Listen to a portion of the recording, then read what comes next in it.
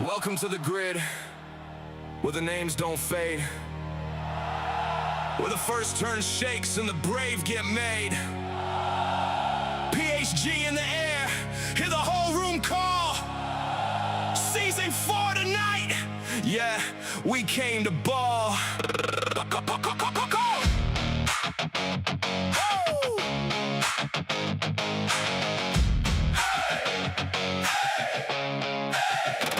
Chrome on the nose and the tires scream. Every lap a test, every corner a dream. Legends in the lane with the pressure on.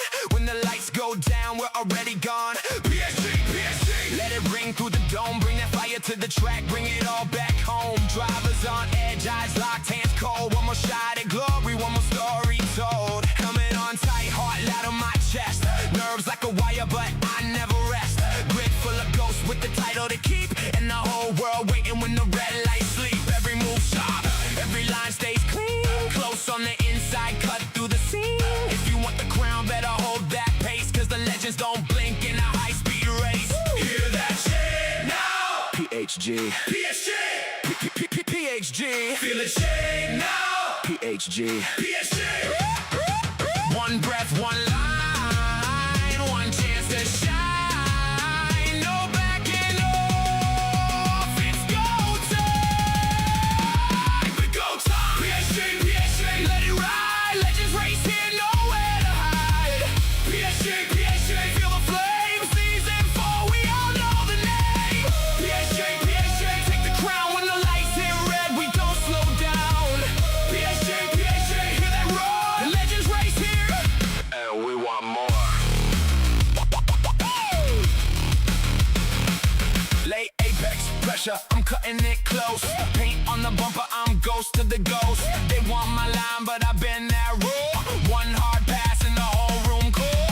Burnt out rubber on the edge of the fight. Every lap counts in the dead of night. If the pack comes close, I don't move back. I hit that gap like a clean attack. Hear that chant now. PHG, PHG, PHG. Feel it shake now. PHG, PHG. One breath, one line, one chance to shine. No backing off, it's go time. PHG, PHG, let it ride. Legends race here, nowhere to hide. PHG, PHG, feel the flame. Season 4, we all know the name. PHG, PHG, take the crown when the lights hit red. We don't slow down. PHG, PHG, hear that roar. Legends race here, and we want more. Yeah. Look at that lineup. Look at that pressure. This is where the fast learn fear, and the fearless learn speed. PHG, World Series Season 4. Not a warm-up, not a preview. This is the race. This is the run. This is where legends move. Take the signal, lock the pace. One more lap, one more chase. Hands stay steady, eyes stay true. Every rival pushing through. And the crowd all rise and the engine scream. We break the limit, we own the drive. PHG, PHG, let it ride. Legends race here, nowhere to hide. PHG, PHG, feel the flame. Season 4, we all know the name. PHG, PHG, take the crown when the lights hit red. We don't slow down. PHG, PHG, hear that roar. Legends race here, and we want more. PHG, legends race here. Season 4, we're live, we're locked, we're going.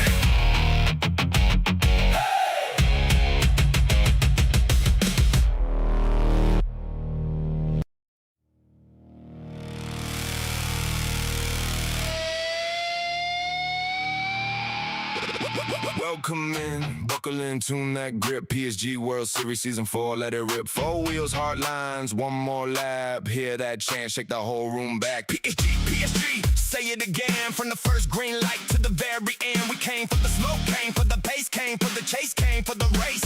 So if you hear that roar in the back of your mind, that's the feel coming up on the inside. side. PHG, let it ride. Season 4, and it's ours tonight.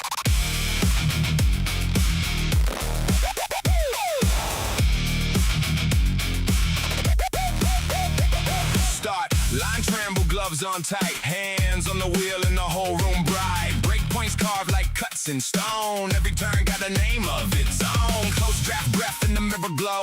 One bad move and the pack swings low. Check that line, keep the rear end live. You don't survive here, you drive and drive. PHG in the chant, let it ring. Every lap got a hungry thing. Engine shout with a razor edge. We run that edge, we live that edge. Now the tension climbs. Now the gridlock's tight. Hear the crowd lean in.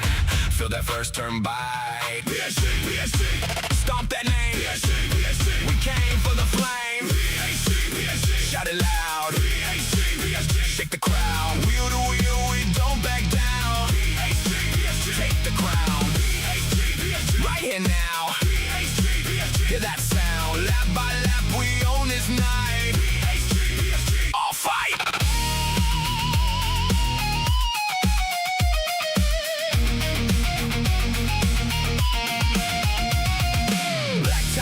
And a hard red stare. One late break and you're hanging there. Tiny mistakes turn into scars. Cut too close and you're seeing stars. But the pack keeps coming mean and fast. Every second feels like the last. Heat in the seat, no room to freeze. We move like wolves through the S-curve squeeze. PHG in the walls and the bones and the hiss and the crowd and the chrome tone. Say my name with the night on back. We don't drift off, we attack. Listen close. This is where it changes. This is where the calm gets stripped away.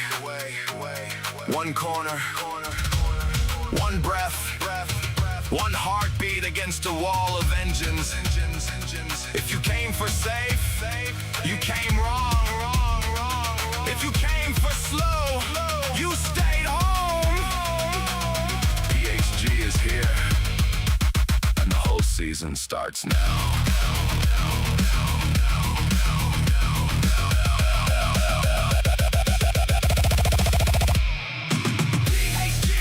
Shout it loud. Shake the crowd. Wheel to wheel, we don't back down. Take the crown. Right here now. Hear that sound. Lap by lap, we own this night. All fight. Let it fade, but the mark we made won't wash away. Season 4, still in your chest. First lap curse and the final test. One last cry, till the checker drops from the sky. We were here, you heard the call. We started all.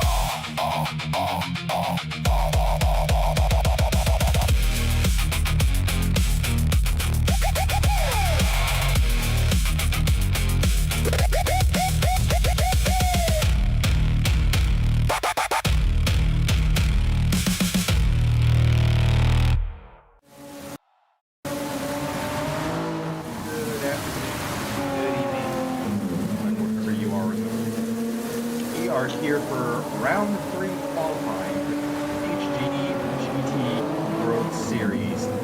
I am Mustang Chuck up here in the booth, and I am joined by Peggy Doo, who sets up a lot of our beat things, and Maverick from the NVR crew. Maverick, how you doing today, sir? Very well, Mustang. Thank you for having me in today's qualifying. Awesome. Shags, how you doing today, sir? Not too bad. Had a good day of work and ready to get home and watch these drivers. Well, see how they perform, and I guess my specialty in the wet. Right, indeed. This is me personally one of my most favorite tracks out there.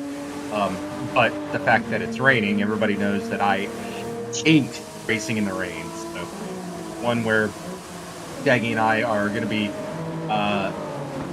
a little bit different. So,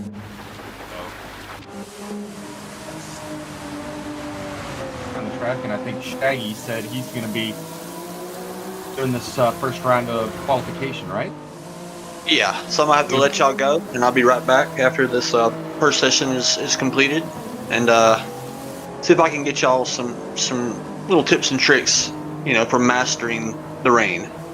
Just don't do any drifting around the chicane. Yeah, like right there. I might. Literally. Just I for actually the- timed that perfectly too. I'm like, I know Diablo's gonna drift this, and I'm like, yeah, I'm it. All right, But- so let's go ahead and mention sponsors for the 40 Racewear. Excuse me. First up, we've got SimNet. We've got Paul Davis, property restoration expert. 40 Racewear, like I just said. Once again, you use Papa 10X off your order if you go to the website and order something of 40 Racewear. Lastly, mzwsimhardware.com. A lot of Fanatec friendly reproduction wheels and sim racing pro.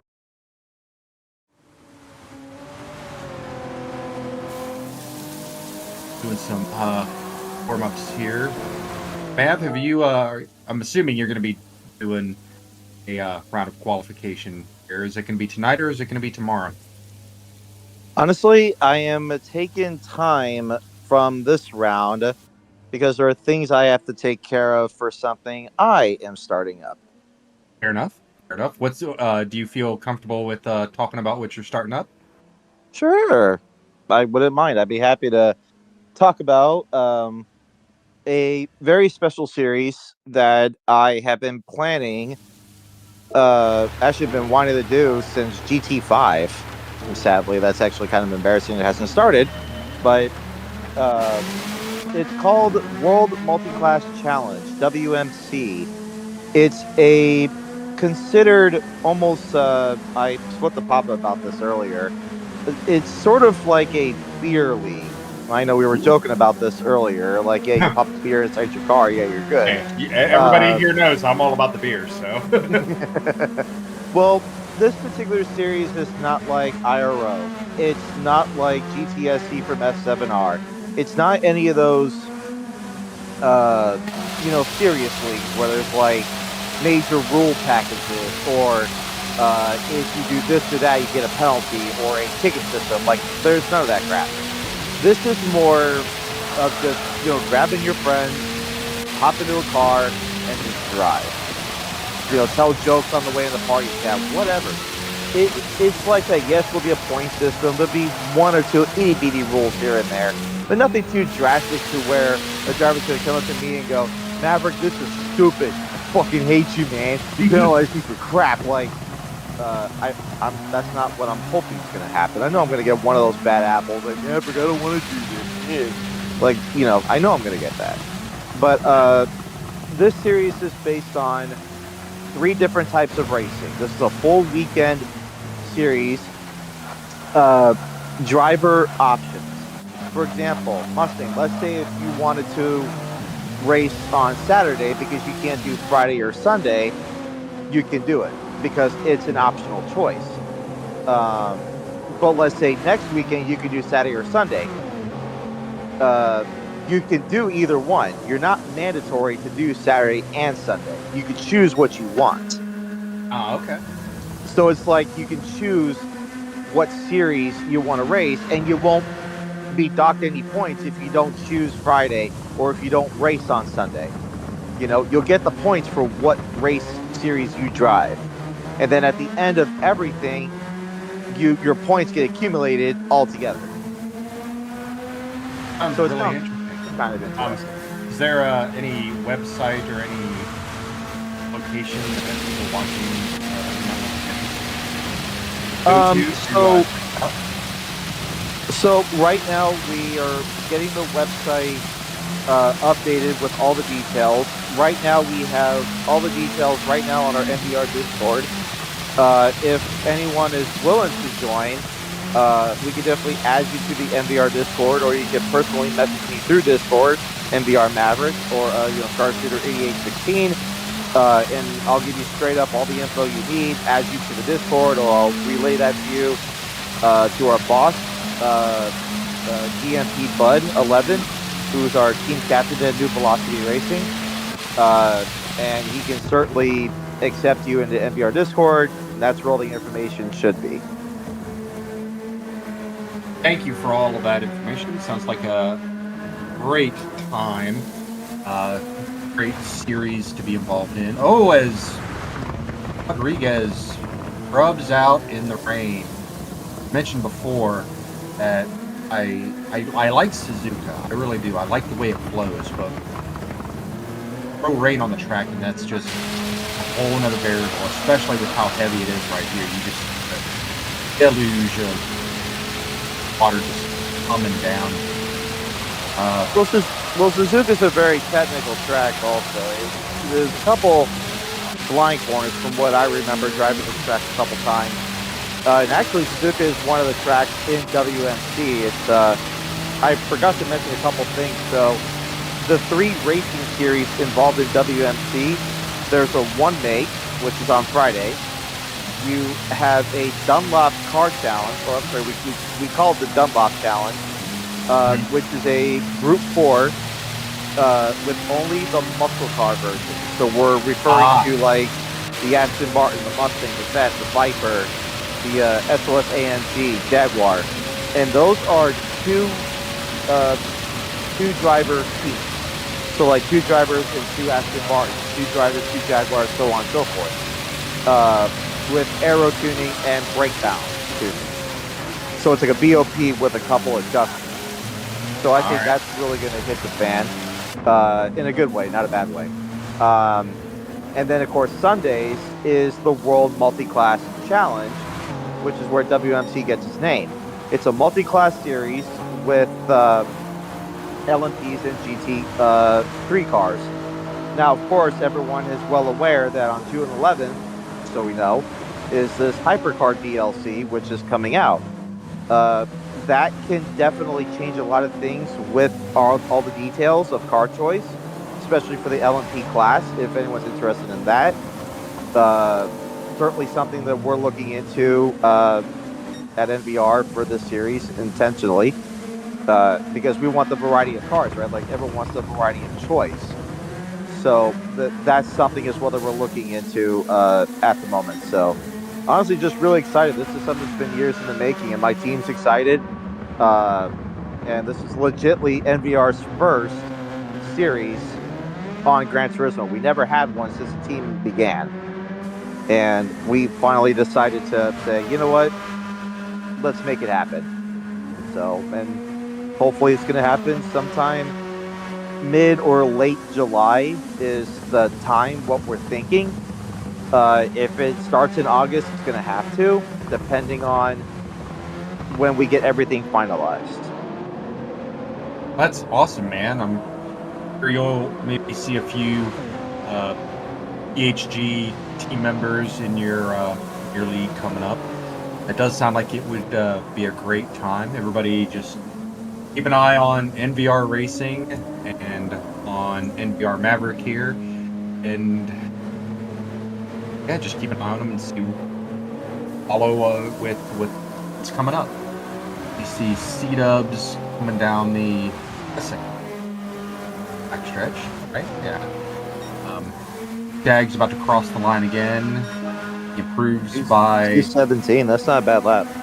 Yeah, not bad at all. I mean, especially in the wet. But we also know that this is Shaggy's thing.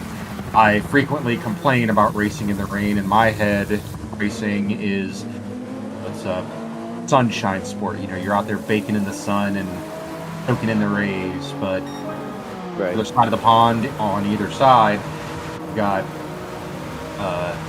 different rules and regulations when it comes to racing in the rain. But yeah, Diablo about half a second off Shags. And the one thing about these the newer Supras is what's up with Rod here? Uh-oh. Rodriguez stopping in the middle of the chicane. I think he's thinking he can get a nice run out of the chicane. I don't know what happened here. Well, it looks like he went wide. Maybe he thinks he got a bad exit or a bad entry. I don't know if that's something I would allow in my series if somebody was qualifying. Yeah, and I'm looking at the moisture indicator down at the bottom left down here, right next to the tire indicator. And these guys are, so anything up to the first bar, they're pretty safe in general using clicks.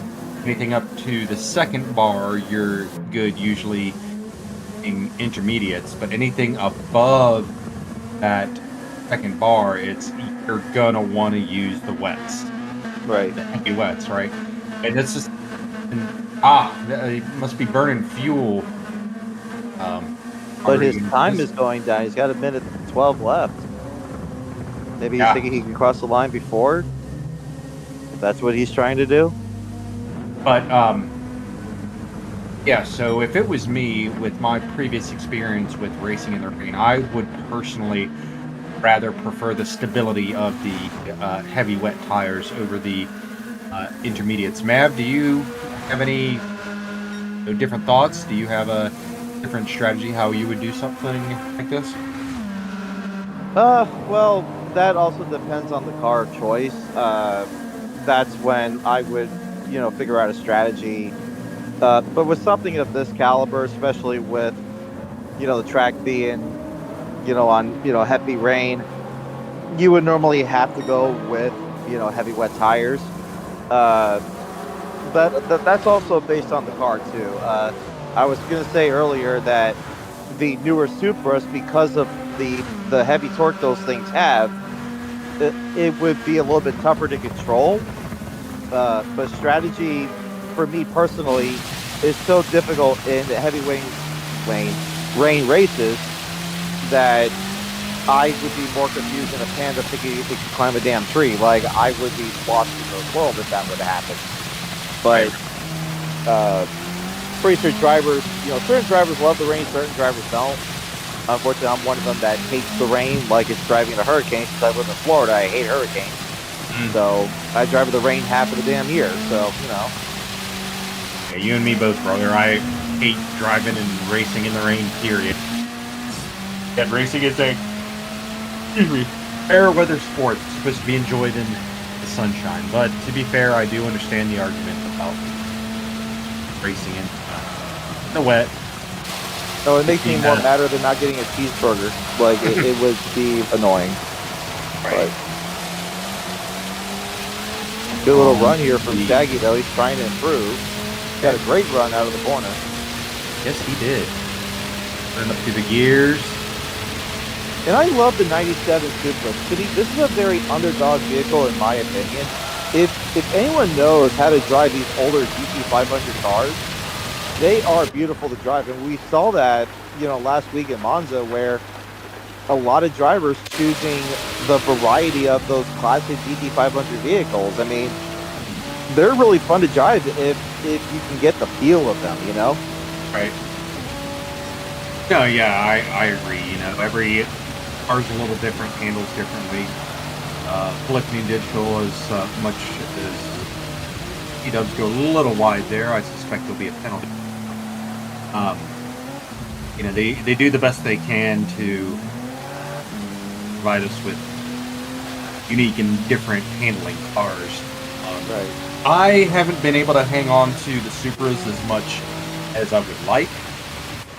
They're definitely very powerful, but I've always felt like they're just, as we see right here, on the razor's edge of stepping out as D. Rodriguez pins before he can cross the line. Yeah, it looks like he just accelerated too hard. And that's a very wheel spin corner, if that's the best terminology for that. Coming out of that final chicane, you better have some type of TCS on. If anyone's brave enough to drive this track with no TCS and no brake balance, you got some serious cojones, because I know sure as hell some world-class drivers wouldn't even do this. Right. Driving with no TCS and no brake balance. I mean, to me, that's personally insane, because you're going to crash every corner if you have a very high torquey vehicle. So, that would scare the living piss out of me. I'm being brutally honest. Oh yeah, it's definitely not a track to be trifled with.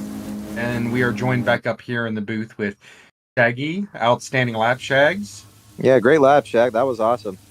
What can you tell us? I still had more in me. Uh, I've been flirting with it. If I hook it all together, I'm flirting with a 216, but it's so hard because each lap is a different. Basically, it feels different each time because the fuel is slowly draining out. It's designed that way, but there's got to be more in there. I don't even know if that's the meta. I don't even know if it's really that much better than the other one. I just like it handles, so I chose it over the newer Supra. Plus, I've already Alright. used it for this season so far. I kind of wanted something different. All right, so for this first round of qualification, we've got so far we've got Shaggy in the Supra GT500 from '97 with a 217.88. We've got Diablo from the RTR crew in the GR Super Racing Concept with a 218.374. Our own C-Dubs also in the Supra with a 218.899, and our own D Rodriguez in the Supra like Shaggy with a 233.986. Very interesting lines too from a couple drivers watching that first round there a little bit, because of course every driver would know there's always some sort of a dry line in every kind of rain race, and as Suzuka, especially on a heavy track, when it's soaked like this, it's really hard to find that dry line. Shaggy, did you feel any dry lines at all when you were qualifying? It's not really going to be a dry line per se. You're using the wet tires, and they grip better on or off the racing line. So any wide turn you can make, you want to put the car there because it kind of doesn't have the grip. There's a little wheel spin when you're on the racing line.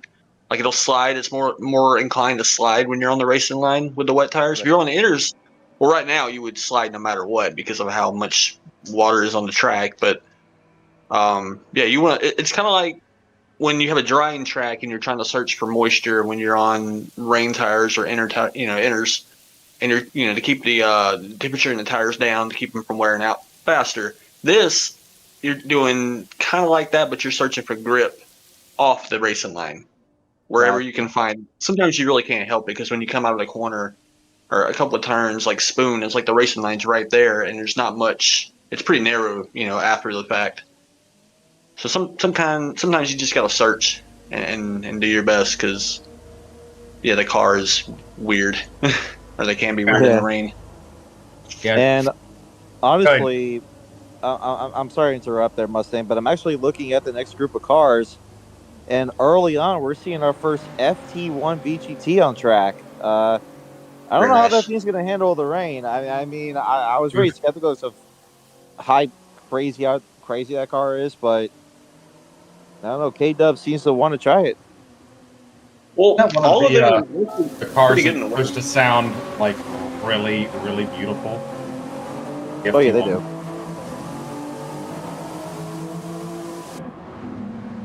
Or Shaggy, I cut you off. What were you saying? I was saying all the cars can be pretty formidable in the wet as well as the dry. Like there's certain little, I guess, ways you can throw the car around and certain ways to take the turns in the wet that each car kind of does perfectly, and then some kind of struggle with the exit or getting slowed down. Like the brakes might not be as well in the FT1 as the new Supra. Just little things here and there. You'll find them if you do like 2 laps in each one. You'll be like, oh, they all feel different, but they all kind of have their perks that make them good. In the dry, I can run anything. All 3 of them pretty close. But the fuel and the tire wear, that's the difference maker, honestly. Right. Ooh, Stumpy got a penalty. Oh no. But for what though? I didn't even see him cross any penalty line. But it's okay. It's we're not doing qualifying just yet. We're about to start though. Nice. So everybody's ready. Got their car and correct tires. Yeah, I can't stress it enough to read everything. The wet and the wet and the dry. It's different between the race and the qualifying. Only for this round. Every other round is going to be pretty much starting to dry. This one, you kind of have to read into it a little bit to know what tires to have and whatever, because it's going to be different than the race. Fair enough. Are we had 4 drivers qualify. Aggie up here in the booth with us after his qualification lap is so far the fastest. 2 minutes, 17 second, 0.818. I believe we're getting ready to go live with the next round of qualifying. I think I don't know how good he is in the wet, but I do think Naranjo Oak can probably beat my time or rival it, or get close. It's all just nailing it in this 10 minutes and staying consistent. I was pretty consistent with that. I think I hit a couple of 17s in that. I still had more, but then again, Drogo's been practicing like crazy, so who knows?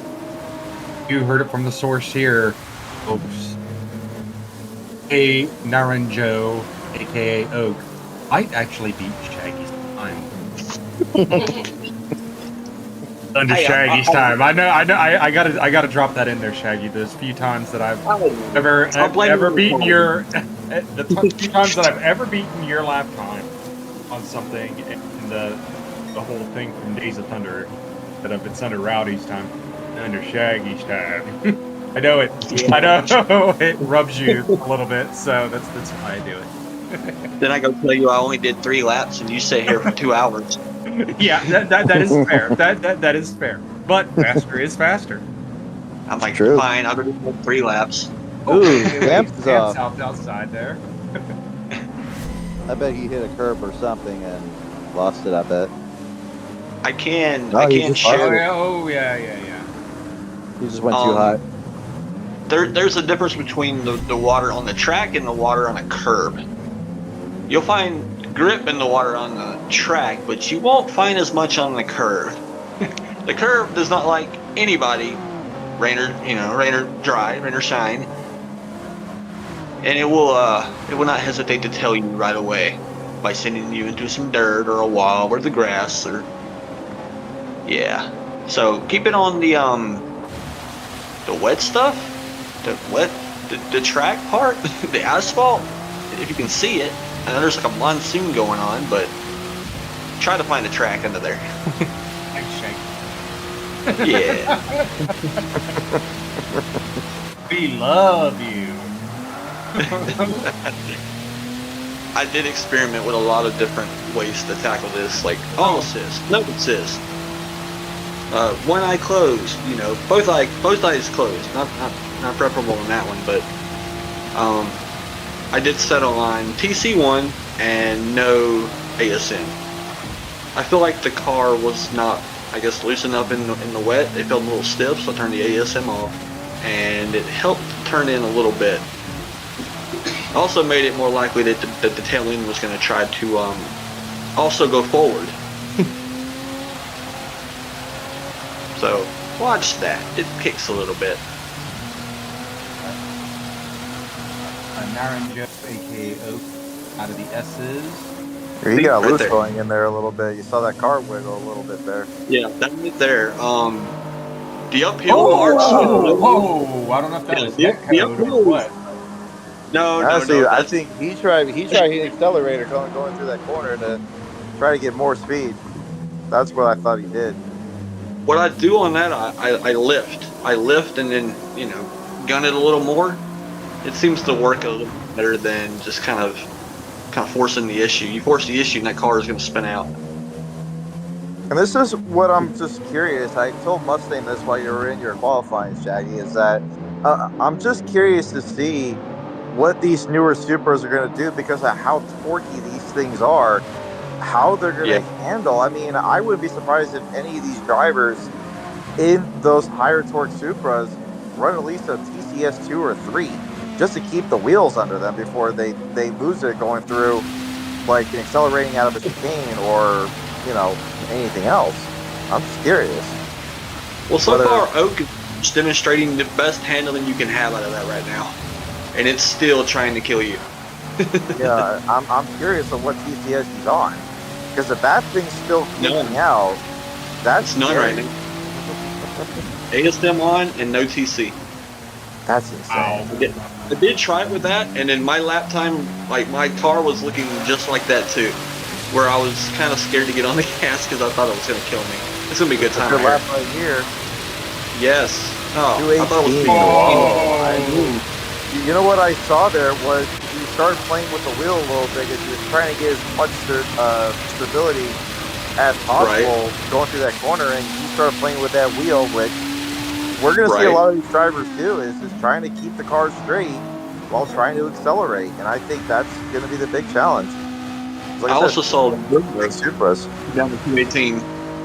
I told y'all, you got to watch for Drobo. He's been practicing a lot, and you know it's nice to see. And Oak's always fast, so you know that's kind of like almost a guarantee that his time's gonna be up there somewhere. Oh, I bet he'll crack the 17 before this is done. I bet. See, I don't know how. For him. Oh yeah. Oh no. And Oak's off. He's off. I feel like the first couple of laps the car feels the best, and I've always told anyone this when it comes to rain racing. The more weight you have on the car, the more stability you're gonna have, just because there's more, I guess, weight on the tires. And, you know, you get more. A little bit wide there. Yeah. And of course, that's what I was trying to talk about earlier with what these Supras are going to do. They're going to throw a big curveball. They can. I wouldn't doubt it. I didn't think it was nothing new, but I wouldn't be surprised. You know, a 216 from a Supra, the newer one. I wouldn't be surprised, but to me, that's trying to find like a diamond in the rough. That's just my personal opinion. Unless we got Jorge. Oh yeah, well Jorge, I think it looks like here. If there's only two drivers I feel that can probably bring a 216, from what I've seen so far in the first two races of this round, is probably Jorge and Witt. Those are probably the only two guys I feel that they can hop in that new Supra and say, okay, I'm God here in the rain. I got Poseidon on my back. Well, let me be God in the rain. And I think those only two drivers I know that can probably do it. If I'm being brutally honest. In practice, if I would just hook up a lap, because each lap is a little different, you kind of have to guess how the car is going to react with the lower fuel each lap. And if you hook it up just right, probably could have got a 216. But the car gets so bad on the last couple of laps because it's lighter. It's harder to predict its movements, especially when you don't have ASM on. And then you're kind of just, it's a shot in the dark. You're like, will I survive this or not? Do not know. Comes K-Dub from the line, 221.1. Kind of what I was expecting from an FP1 Supra, considering that body style of that car being as flat as it is. Right. Kind of would have thought that thing probably wouldn't handle as good as a rain, but some drivers love cars like that. And, I only did enough and the other ones to do a 218, so he get a 218. Whoa. Bam's getting squirrely. What was that one movie with oh man, that phrase I just said, squirrely? Was that Biodome? I think it was Biodome. Oh, Polly Shore. Yeah, probably. Yeah, Polly Shore. What's a Biodome? Man, I remember Biodome. Biodome was funny as all crap. I love that movie to death. It was hilarious. Dude's like, squirrely! Just jumps. Goes Movies these days don't hit. He's a day in his life. Movies these days don't hit nearly as good as like 90s, like Bill and Ted or Wayne's World or Biodome. Oh, dude, Wayne's World was that was my legit favorite movie I've watched when I was a kid. I'm watching this, and that's when I got into the band Queen, because when I knew that Bohemian Rhapsody was in that movie, I was like, I want to listen to this song for real. So I looked it up, and I think to myself, this is actually a hell of a song. That guitar solo, though. Hell yeah, Queen. Oh. So you think you can stop me and spin my eye? Back here, K-Dub looks like he went a little bit wide. Once again, not unheard of, especially in. I always have trouble down there and not getting spot. As much as I love this track, that is my trouble spot on this track. Whoa! Oh, Stumpy Stamps, got, all right. Or was that Stamps or Stumpy? That's Stumpy. Stumpy got stumped. Here. Out Well, just watch wide. this. Goes in wide, tires yeah. fast, and goes, I Stop. was up 8.5 tenths. He can get a 216 in this. Who's Stumpy? No, Oak. Oh, Oak. Oh, yeah, Oak's on a good lap right now. Very good lap. 216. I guess I stand corrected. 3 drivers that can do it. You got a little bit wide there. Yeah, you got there it is, though. There it is. Wow. Wow. First 216 of the day. Dusted you off there, Shags. How's that make you feel? Because he said he dusted you off there, Shags. How's that make you feel? He's in the new Supra. I'm still the best old Supra. Yeah. Well, for right now, until someone godly, unless Jorge hops in that car and is like, I'm going to whoop your ass. I mean, I want you- Yeah, say. Yeah, Sparky. Sparky Sharky. K-Dub. Kind of curious why Drobo's still in the pits. He hasn't left. I think he's comfortable with that 218 he ran. Yeah, well, he backed off a lap. I guess he messed it up, and he backed off and went straight back to the pits and never left. So he's been in there for a couple minutes. He wouldn't have had enough time to do anything. That's true, but maybe he thinks he can still get split 2 or split 3, depending on how many Group 4s pop in. Right. In this sector, I don't know what it is about how these turns are set up. Whether it's in the wet or the dry, it always throws me off on just how to attack it. Av, what do you think is the best way to attack that sector, both in the wet and the dry, that spin sector? Well, I mean, honestly, that's actually a tough question because that corner, that sector alone gives me problems as well. But I mean, based on my driving style, I have to take it like trying to learn, how to walk for the first time because that sector gives me more trouble. But you have to take it patiently. You can't rush the corners for one. Even if you have a really good handling race car, and I don't care if you're Thor in a race car and you're God on it, if you can't take that sector, patiently and you're comfortable with it, you're a post-Toski. You're going to lose it. You can lose a half second easily if you miss one of those corners, at least. Right. Fair. Shags, what's your call, or your advice or tips for navigating spoon both in the wet and in the dry? Late apex. Keep it off the left. You kind of want to go and ride, I guess, the outside of the spoon. Well, in the wet, you want to be there because there's more grip that way. But in the dry, kind of want to just send it. Because you can go fast and slow out, or you go slow in and fast out. But I don't know. I don't think there's. I never get it right, so I don't know. Honestly, I think in the wet I know more about it than in the dry. I just feel like you kind of hold on for dear life to not go too far right when you exit.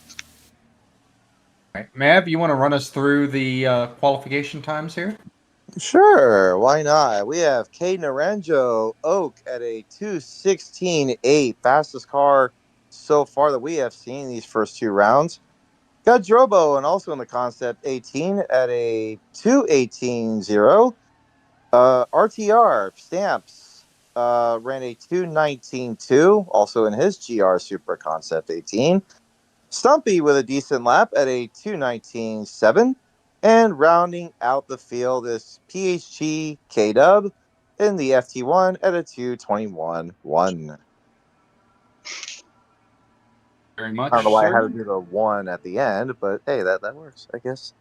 Make it sound more good. Just a good reminder to anybody who's qualifying, just like C-Dub said down here in the chat, if you mess up your qualifying, it would be a good idea, to get out of the way so you don't mess up somebody else's qualifying and then cause train wreck kind of effect here. We waiting until the next round. It's up here. And I know this is a little bit off topic, and I know we're already done with last week's race, but Monza's qualifying was kind of. I know it's a way different track, and the settings were way different. This I understand, but the qualifying aspect of those classic, G1 cars the with the GR3s, qualifying was kind of the same thing. If someone wrecked or got a penalty, even though you got the three big straightaways, it was tough because you didn't. The driver didn't want to interfere, and we I'm pretty sure that you guys saw that a couple times where if someone got a penalty or went wide and re-entered, especially coming out of what's that final chicane called? Parabolical, I think it's called. Yeah, no, final chicane. Parabolica is the last turn. The chicane is somebody down in the chat. Got 27 people watching in the chat right now. Buddy, what's that last chicane before Parabolica called? But anyway, if a driver went off, and let's say if another driver was behind as well, and they were on a hot lap, and let's say that driver in front crashed, they would interfere. And I'm pretty sure, I don't know if that happened at all, but it could happen easily anywhere. And that's why Ascari, that's what it is. Sorry. And every driver has to be patient. Oh yes, Matt. Get that. Because I know for my qualifying at Monza, I was just a nervous wreck because I told Papa this, is that when I took that GTR on the track, those were my legit first qualifying laps that I ever did in that car. I was even lucky to even do a 141, to be brutally honest. But, when it came to race day, though, I was more comfortable, and, it showed. Only a one stop, it showed. We've got some 3 cutoff times here. A total of 9 drivers have qualified so far tonight. Waiting on some more to. The leader is A Naranjo. Sorry, blah blah blah. With a 2:16.845. The split 1 cutoff time is a 2-minute 19.732.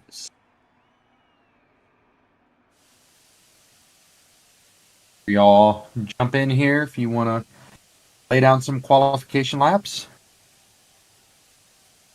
Get ready for another awesome race this weekend. I don't know what it is about this track that I like so much. It flows so nice, especially those S's right at the beginning. Just feels very elegant and very, I don't know, just elegant, I guess. Like I said, Shags, Mav, you guys got any thoughts to add to that regarding how this track is set up and laid out? I mean, sorry, Shaggy, go ahead. No, I was going to say my favorite part has always been the S's because of how much you can kind of lift and coast. And if it's road cars, it's more fun because you can kind of get the back end out and almost drift around them. But in these, in the wet, you kind of almost can as well. You push a little too hard. I don't know. It's got a nice flow to it, and I don't know. I've always liked it. You don't have to be the best at something to like it as much as you do, but I wouldn't even care if I was good or bad at it or whatever. I still enjoy, what it offers, especially watching it in F1. There's always drama in F1 here. I would have to agree with you on that, Shaggy. I think what makes Suzuka so interesting is if anyone were to watch this track evolve from classic GT500 era or classic F1 era till now, it literally never changes because you still get the same great racing, great starts, great turn 1 action where the driver goes wide, or 3 wide racing going into T1, or someone trying to dive bomb into, like the chicane. or side by side through the S's, you always see it here, and it's one of the rare tracks where you can never get bored of it because there's always action everywhere around the track, no matter where you look at. Indeed, indeed. So, Mav, I'm curious, what is your history with Gran Turismo as a franchise? Tell us a little bit about your journey as a sim racer and with the franchise of Gran Turismo sim racing game. Well, I started with Gran Turismo 3. I actually still play it to this day. Actually, I have my PlayStation right in front of me. I started it, and I was young at the time. I didn't know much about racing, didn't know much about race cars at all, until I went to my first Hard-Import Nights show here in Miami, and I realized, hey, this is awesome. And then I got Gran Turismo 4, and then that really showed a lot of characteristics where I started getting better. Um, and then the whole story is getting 5, 6, Sport, and now 7. Uh, it evolved into me understanding my craft and being probably one of the few still controller drivers who can be fast, which I still don't have a wheel. I don't race on sim wheels. I don't have the big setup that costs like 50K with 3 TVs and have a Ferrari wheel. Like I don't have that type of stuff. So I have to learn based on just a controller. And I can tell you right now, still to this day, I have trouble conserving tires on a controller because it's difficult. Even on some of the best race cars in the game, I still can't conserve tires as best I can. So but being with a race team has taught me 3 things: to learn how to be more patient in a race car. No matter if there's someone faster than you can race them, but be patient because you may never know what could happen. We all know this as race car drivers. You can be patient on a track. If someone's whooping your ass, be patient. It's a long race. You can still bust out a good finish, right? We all know Right. that from experience. 2 is learn to be more helpful. At When I joined NVR, I wasn't the fastest driver. I was still learning the different gaming characteristics of what GT7 had to give.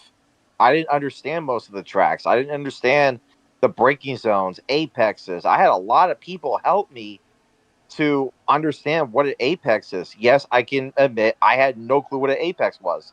I can sit here and admit I had no clue what that shit was. I thought it was the name of an awesome TV show. I was like, here, look at Apex at 9 p.m. on Fox. Like, I would have known that was it. Like, I had no clue. And when I start to understand certain breaking points on the track, that's when I learned everything. You guys have seen that through the times I've been in your races. You've seen how I drive the Ford GT on Daytona, the Corvette at Watkins Glen, the GTR 99 at Monza. I've learned how to control these things and understand strategy based on tire wear and fuel. And then 3, of course, just having fun with your buddies, get to know new people Right. and understand. And that's what WMC is all about. That racing series I'm starting is just driving with your buddies and having fun, telling jokes. I don't care. I mean, that's what my series is all about: is racing with your friends and just having a great time. That's literally what this is. This is not my life. I work as a Publix cashier. I have a life, got to take care of my family. My dad had a stroke recently, so I got to take care of him. My dad's not, I mean, I'm sorry, my mom's not feeling well. I got to take care of her. So, GT's not my life, but it is something where I have friends who I can talk to about certain things. Like you guys. You guys are awesome. You guys invite me to do this. You've allowed NVR to pop in with you guys, and, and it makes it fun. It makes it interesting. That's awesome. Awesome. As we see WID joining the grid, blah blah blah. Primey, don't know it. I can definitely appreciate what you're talking about when it comes to race team. I think I've talked about it many times before, about how I got wrapped up in the whole thing, and I know Ops is back here and on the production side. I don't know if you have the ability to chime in real quick if you'd like. I remember the day that I think is my first day of joining in the PHG crew. I got into tailpipes of pops here at Suzuka. I think it was Fuji. I was in a Mustang. I gave him a shot around turn 1. And I went back and watched him stream, and he was like, okay, thank you. And I jumped in on his stream and like, hey, look, sorry, didn't mean to do it. I just overcooked it. Been around ever since. As far as PHG has evolved in all of that. So, Mav, tell me about, joining NVR. What are the guys'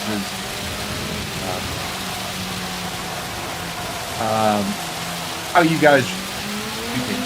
What are your calling cards? Calling card as in what? Exactly. I don't know. What are your values? Well, I was kidding. Actually, what we were talking about, I thought I'd just kick your ass on that one. I'm kidding. You underestimate my power, good sir. I'm not Emperor Palpatine. My apologies. So at MVR, we actually have 2 types of teams, actually, which is actually kind of funny. We have our GT7 guys, but we also have our NASCAR side of things. We have a lot of guys in our team that follow NASCAR, which we all know. If you follow racing, we lost an icon last Thursday, Kyle Busch, and it was rough watching that and seeing the emotion based on what we got in the chat. Like, these dudes have followed since like Bobby Allison era. So it's crazy how they follow. So basically at MVR, we're a team that has fun, but we're here to help others to learn their craft, or to understand how to make them better. We've taken drivers under our wing and have made them into excellent race car drivers. Actually, 2 of them pop into your PHG sometimes. Crow's one of them. I don't know if you guys have seen him, Croatian. He joined NVR late, and he was starting to get used to the game, and we had to give him a couple pointers, and right now he's one of our top drivers on GT7. Who's another one? Saint, who's actually brand new to us. He's starting to understand a few things. So we've understood how to, actually including myself, people help me sometimes. Like, I said it earlier, I get a lot of teachings based on if there's a car I don't understand, right? And they'll be like, Maverick, maybe you should do this, and that to, make the car better coming out of a corner. And a lot of us take that into consideration. We love helping each other out, whether it's someone we don't know, like if it's someone that we've never heard of, we'll still help them out. And to understand how can we make that driver better so they can be competitive. Oh, we're getting early. there. I saw that. Wow. Excellent estimate. And he's on a great lap here. Yeah, look at that. He's on a great lap. This could be scary if this is a 215. I'm not gonna lie.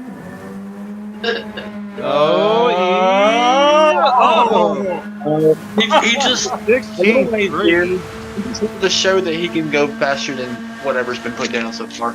And then he's gonna doing it in your Supra, Shaggy. No, I told you 216 was possible. If I hook everything up, he's like, I'll just do it now. But no doubt, he's already been. That's what he was proving. He's like, Shaggy, I'll do it for you, buddy. There you go. Well, I know. I already said he can do it. And everybody was like, well, he can do it. I'm like, nah, I guess he can do a 215 on the next lap. Sure, why not? Get a little lighter. Oh, I bet he'll crack one. He'll do a 15.9. But, Probably. Sorry, go ahead. Oh, I ain't got nothing. I was just watching the vid. I was like, you were watching 29 still views, and we can't go back to it. The like and subscribe button. And I also want to say, it was actually really funny. What was it? It was at the Watkins Glen race.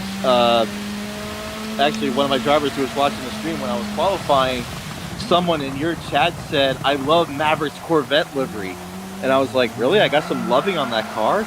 It was actually that car was made by Crow. That was a gift from him to me because that car really means something personally. I'm gonna talk more about that. So Chevy has always ran in my family. My mom has had you're an 81. banned. You're banned. Huh? You're banned. Have you running in your family? You're banned. I kid. I'm a Ford guy, obviously. I kid. Well, I mean, Continue. my family has always had other muscle cars too, but on my side of the family, there's always been Chevys. But Right. I mean, my cousin has a Ford. I have a uncle who's got a Viper up in Boston. So, we've always ran muscle cars. But my mom had an '81 T-top Corvette, which that's something that I've always adored driving. So when I told Crow to make me this car with this particular livery, this character means a lot because the character on the car kind of represents me, sort of. For those who don't know the character, her name is Jinx. She's on a TV show called Arcane League of Legends. It's on Netflix for those of you who want to watch it. It's actually a pretty good show. I've seen it many times already. And she's a character who's got many personalities. Yeah, she's a little bit cuckoo here and there, but I'm not like that. That's probably one part of the personality I am not. But the card just represents a lot.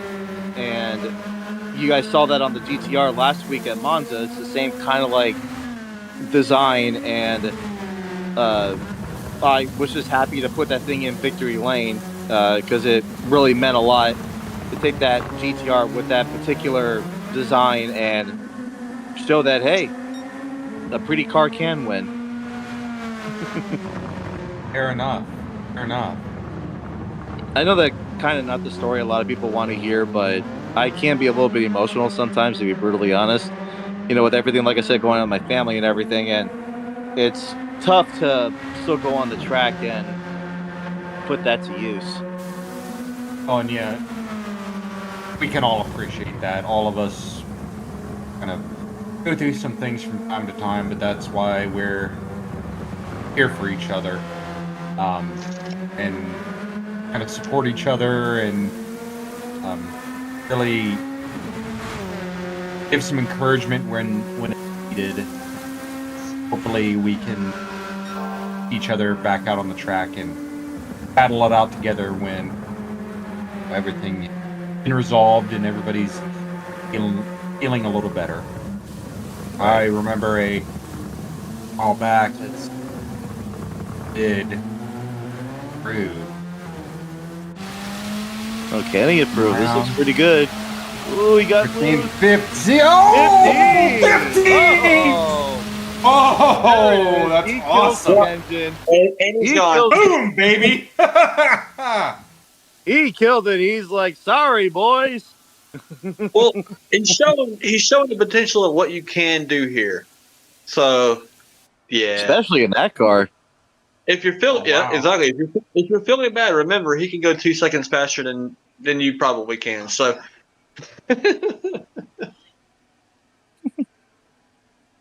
That's a great lap. Wow. I think that's going to be pole lap or split one, I think, in GT3. I don't think no one can beat that. no, I But mean hey, that's not a lap. Never say never. It's probably hey Jorge, check this out. That's over a Jorge, second check that faster. Over a second faster, Oak, A.K. Aranja, 4.5 used to be the fastest, I believe.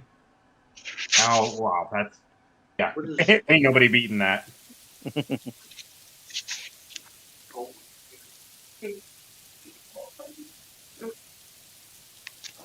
I haven't. At least I haven't. What So- Trying to figure out what Cole's doing. but I'm sorry. No, I was going to say, going back to WMC for just a second, me and Papa had a conversation about this earlier, and we, as my series owner, me and my admins were, talking about this last week, and we were talking about PHG and how you guys have been such an amazing commentating. Like most of our team members watch you guys whenever you pop on, whether it's the Joker series or if it's any other series that you guys do, especially this one. Uh, we would be, I guess the word would be honored if you guys would be the commentating. And I know Shaggy, I mentioned you about this a couple months ago, and you said you needed a time and date and stuff like that. And at that time, I couldn't give it to you because I didn't know shit about time or date on that one. So, but now I do. Uh, but I know you guys are busy, but I'm throwing the invitation out to all PHG drivers. That includes you three, to join up on WMC. Uh, anyone who wants to know about it, like I said, I can go over half of the details. I'm not going to describe everything, but because everyone's already heard it already, so I'm not going to go Right. through it again. But uh, I'm throwing out the invitation already because you guys are respected. Bud respects you guys. He basically brings up you guys all the time because you guys know him pretty well personally. Papa, I think you know Bud pretty well. I think most of you guys know. I guess he says he's run with you guys before back in the day, so um, that's why I'm throwing out the invitation already to your team and just the most incredible job you guys do for the commentating. It actually shows that hey, things can be possible when you work hard, and you guys prove it every week when you guys do your racing, and it's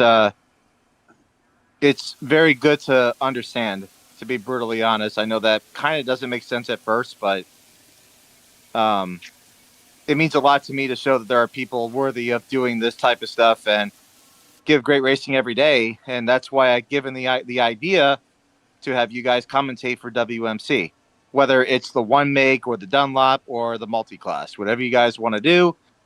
um I'd be honored to have you guys commentate for WMC.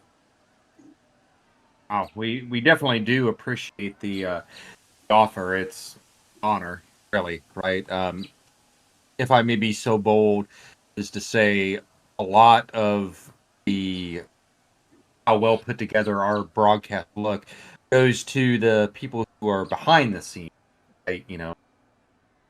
Sal and Pops and all the other um, the OBS smart people who know how to, you know, do OBS things. I don't know. I'm just a simple commentator and driver. I get behind this mic and I drink some beer and talk with my buddies. But we definitely are honored and appreciate the invite.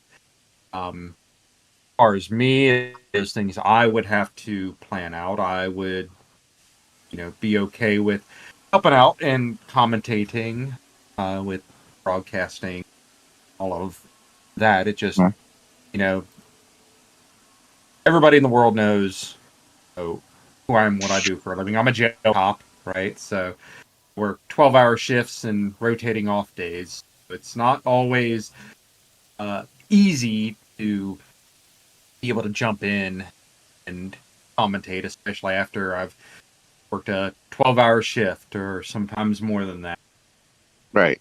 And depending on race events that I'm wanting to do, my off time. But I personally would be okay with helping out, everything. Once again, I'm sure I speak for all of us that we are honored that you are asking us to help out for that. Well, yeah, I mean, it was actually, I got the idea after the Daytona race, actually, last season, the one I ran in. And when I watched how you guys did the flow, right? Like you do the camera work and you talk about the different strategies, which I can be brutally honest. There's gonna be a lot of strategy talk in the series I'm in. So, you guys would pretty sure have a blast on that, talking about why is he taking those tires instead of the ones that are actually recommended. Like, it would be something you guys would have fun talking about, and I think that shows that you guys take commentating better than some other stuff I've watched in the past. Which you got this one guy who could just go, "Yep," and he's going to turn one, like braking. Yep, he's good. Okay, like I've heard commentating like that, which sounds like that one guy from Ferris Bueller, like that teacher. He's like Bueller. Bueller. Like, Einstein. Ben I've heard Stein was his commentating name. like that, and it's very. You don't get rare commentating like what you guys do. I mean, honestly, like I don't hear no one being like Mike Joy and Larry McReynolds in DW and NASCAR during like Jeff Gordon's Daytona 500 win in 2005, where Mike Joy just goes, "Jeff Gordon's going to win his third Daytona 500," and then you hear Larry McReynolds after that corner just go, "3 wide and bouncing off each other," like I don't hear that type of commentating, and I want to hear that, man. Like like I want to hear the commentators just go, "Oh my god, look at the wreck! Oh my god!"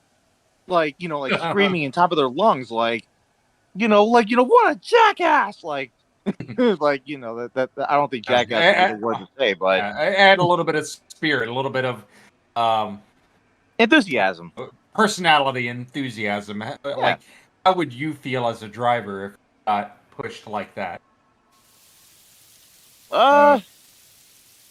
Yeah, I can definitely appreciate in being done dirty on track. A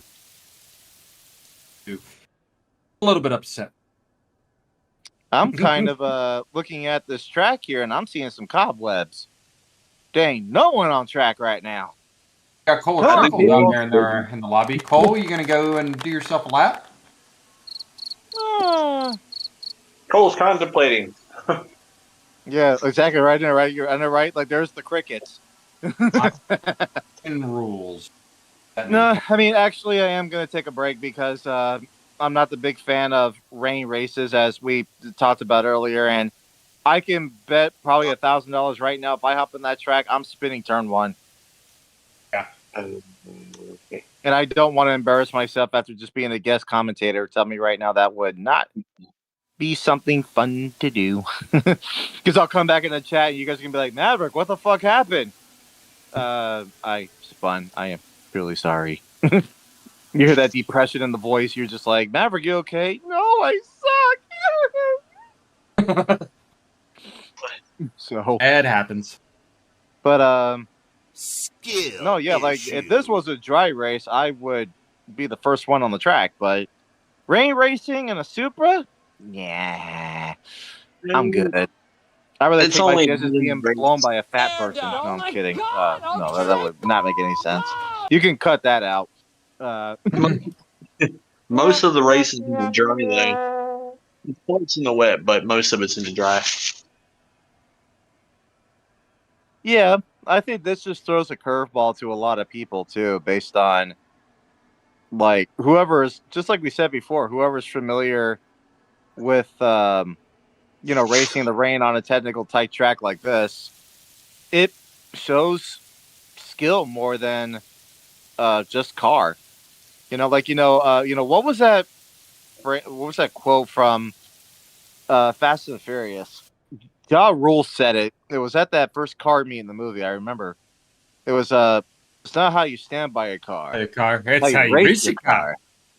You better remember that. And I think that's what. I know that's very a stupid quote. We also talk about this, but no Monica, but no Monica.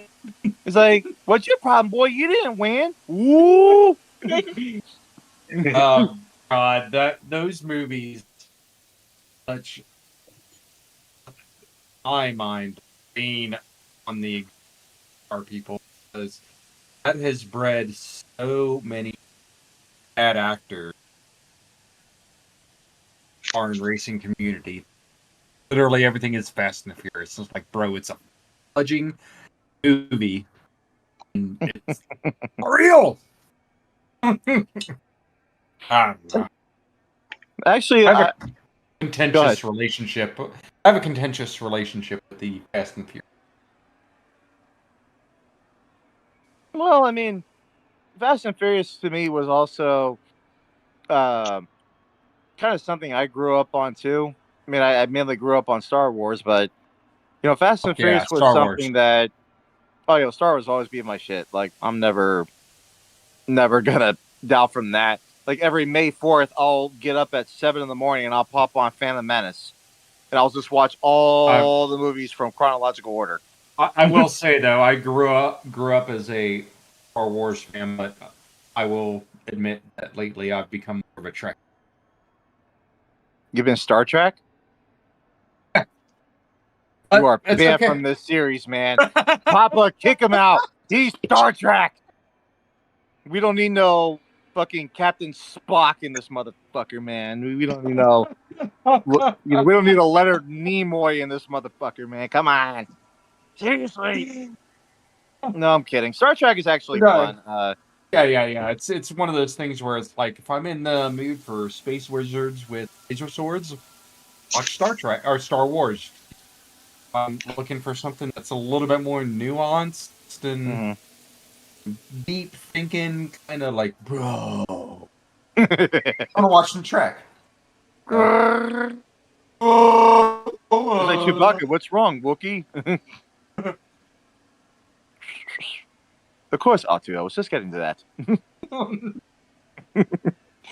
I think what makes classic movies so, I guess, better to watch, and actually, I can tell you right now, the first live action movie I've ever watched that was actually based on like a cartoon was Teenage Mutant Ninja Turtles, that 1990s film. Oh yeah, I think I remember that. Where like That was the at first the live very action beginning, I've ever watched, and I can tell you yeah, at the straight very up, beginning, Leo, not I don't know, I the same movie that we're talking about. I think they had a heavy partnership with Pizza Hut or something like that. Like at the very beginning of the movie, one that I'm thinking of, a Raphael loses a eye when he's trying to save April O'Neil, and April O'Neil picks it up, and he yeah, watched. that's the first one. That's when they first appear. Like they don't see them, like they're in the shadow. Yeah. And Ralphie just goes, oh. Yeah. And then you hear, damn. Boom, boom, ba-dum, ba-dum, do-do-do-do-do-do-do-do. Boom, ba-dum, And then they do-do-do-do-do-do. did. I remember also thinking, like, I was a kid, that Air Fingers cool kids hangout where they're doing all the playing the arcade games and doing all the stunts on the Yeah. skateboard. And it's like, hey, this is what I can do, but I'm a teenager. I'm like, no, that's not a thing. Actually, what makes that scene so actually pretty cool, and I remember that scene because the music, like honestly, I think that's what made the movie so good was the music. You're talking about that Oh yeah. early 2000s rock and roll instrumental, no no words, just that goes along with the film, right? And that particular scene with all the kids that ran away and like and they have like this little they have all the freedom. Like you see 13-year-olds smoking a cigarette and playing blackjack, like what the hell? Like, can you imagine if we were back in that time period? Dude, you have an abandoned warehouse on an island, you got all that stuff going around. Dude, play all the arcade games and opening up gifts and packages and everything else and saving money and do whatever you got to do. Like, dude, I wouldn't mind living in that time period. Are you kidding me? Good Lord, have mercy. Yeah, right. But here's the thing: getting my ass whooped by a turtle? No, I would be embarrassed. To be brutally honest, see a big 6-foot turtle come at me with freaking nunchucks, I would have been gone. I would have stole a car myself and run away. All right. Fuck that. Then you just see Michelangelo throw a nunchuck at the back window, like, dude, saw that? Yeah. Like, Excellent. Excellent. Why do I Boston feel like there Nova? was a Heavy Nova? Excellent. But no, I feel like Cool. I've seen memes about this. Somebody can help me strict Well, on we got track someone. here.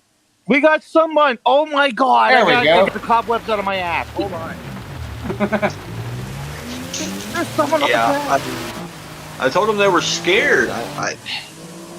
So it's just a little wet, a little rain. I'm scared. I'm the one that shit my pants earlier about this track, but That first turn is super And a early Jeffrey. if you're in a rear engine vehicle like the Jeffrey, Porsche. he's popped in. Finally, an NVR driver. Jesus Christ! Wow, I thought I was the only one that was gonna be like, "Oh, where's your NVR driver?" I thought we were good in the rain. Apparently not. Jeffrey's the more ballsy one coming out. Crow, I'm sorry. Saint, I'm sorry. Slow, I'm sorry for doubting you. But get your asses in here and qualify in the rain, goddammit. I know you guys are watching the stream too, so get your asses in here. Oh, look at that! Look at that entry with Strychnine there, just taking us sideways. Maybe using the advantage a little bit. I don't know if we can run that back and just be like it was really wild how he took the ass end out and attacked that corner, using the rain to a certain degree to his advantage. Jeffrey, if you're listening, need you to back out. The GT3 drivers have priority right now. We sat Someone's here in an LMP? for the longest time. Who's in a GR1? Jeffrey. Oh, Jeffrey, get out of the GR1, man. Seriously? No, Jackass. I mean that's the car he's driving anyway, so that's okay. Just we'll get you after these the two drivers of Beavis and Strychnine. I'm pretty sure I'm going to hear from my NBR guys like, Maverick, what were you hitting us about? Like, dude, I was just trying to make the stream good. Relax. Oh, trust me, I'm going to hear from them later on, too. Watch. They're probably not going to talk to me for like a week. Like, Maverick, you're bullshit. Fuck your series. Like, dude, I was only trying to make it fun. Nah, but I love my guys. My teams are, especially those dudes, because, they've kind of helped me out too a little bit. So, they've helped me out with WMC, getting the decals ready and, the liveries and all that good stuff for the team. So, and I'm really appreciative of them, to be brutally honest. Seeing more of these Supras. And I can tell you right now, from like Watkins Glen, everyone was choosing the Supra, and I'm like, I really don't like how this thing drives, to be brutally honest. I remember when this thing was OP. Like, who doesn't remember when this thing was OP when it first got, before it got nerfed? And even when it got nerfed, it's still broken to use. It's still quick. It's still a top 5 car, just about anywhere. Especially, I think it's a piece of poop. This thing. Acceleration's still good. Well, yeah, like, I'm not blaming that part, but it's the gearing that confuses the flipping horrific nutshells off of me. Like, trust me, if you put me in this car for 3 hours, I would never get, probably, if I had to guess a lap time for myself in that Supra, Jesus, I would be kicked off MVR faster than a bunny gets kicked off a ranch. Like, I would just be like, boop, fuck you, see ya. Like, I would embarrass MVR if I hopped in that car on this track right now. I would be embarrassed. Super soft. honestly though, but that's why you would never see me in a GR1 car, because I would be way back there. I'd be that one car in the far distance where you think you can see stars, but it's really the headlights. And just be like, who is that? Oh, that's Maverick. He's just 25 miles back. Oh, look at this. No one said a lap though. Pulling out laps. Sorry if I've talked too much. I'm just, the excitement. It's okay. It's not. No, I'm like that. All right, let's see. This looks like a pretty good outlap. Not gonna lie. 215 probably. Yeah, there it is. But that's what I've learned more than the real skill from, I guess, this game. Because, people can be fast in the dry, but not as good in the wet, and, vice versa. Always, I like comparing this to F1, because you'll randomly have races where qualifying, it's raining. And then the race will be completely dry or, be a little wet, but not entirely wet. Mostly dry, like this. And you'll randomly have some drivers that are probably a mid-pack or at best a 20th on a dry day. And they find their way into the top 5, top 10. And, qualifying in the wet. Just like the GOAT Stroll will randomly be in the top 10. So I can't say that the skill shines through, for how good you are in the wet, because obviously it's Stroll, and it doesn't really make sense sometimes. It's like O'Keefe starting in 10th, and you're like, no, he's supposed to be like 23rd or 24th in a 20-car field, Right. Why is he there? He got lucky. Are you Formula fans? Formula Honestly, though, I was happy that Lewis Hamilton got second place in the Canadian Grand Prix. I was happy that he actually did something in the Ferrari, to be brutally honest. It takes McLaren's messing up to do it. McLaren literally with a Ferrari strat, and Ferrari winning with a not Ferrari strat. But it was They literally didn't tell him that the safety car was about to come out of the pits, and he passed, and it was like, oh yeah, by the way, safety car. Why didn't y'all tell me? You literally see it.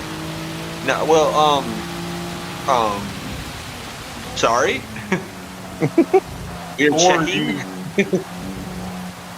Honestly, though, I think to me, F1 is just one of those racing series I could never get into.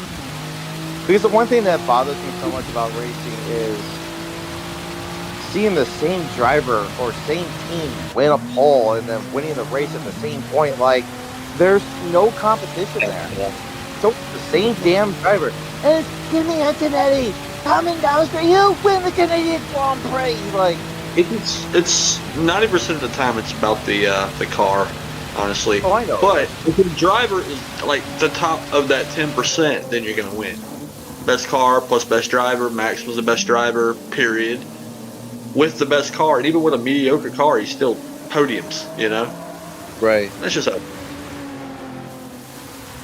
Just look at things from a more simpler perspective. Is F1, I respect IndyCar, which actually this is something who I learned is, did you all know that Indy cars are actually faster on the top end than F1 cars?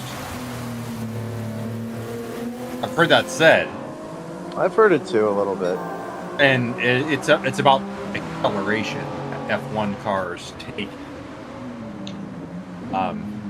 That's that I really wish it dividing was line the is. F1. Yeah, but I prefer to, once again, no hate on F1 or Indy or any other racing series, but when I watch racing, I like to be able to look at cars that are easily identifiable for regarding their road going variants, and so that way I can hear for my favorite manufacturer, or I know who is in what car.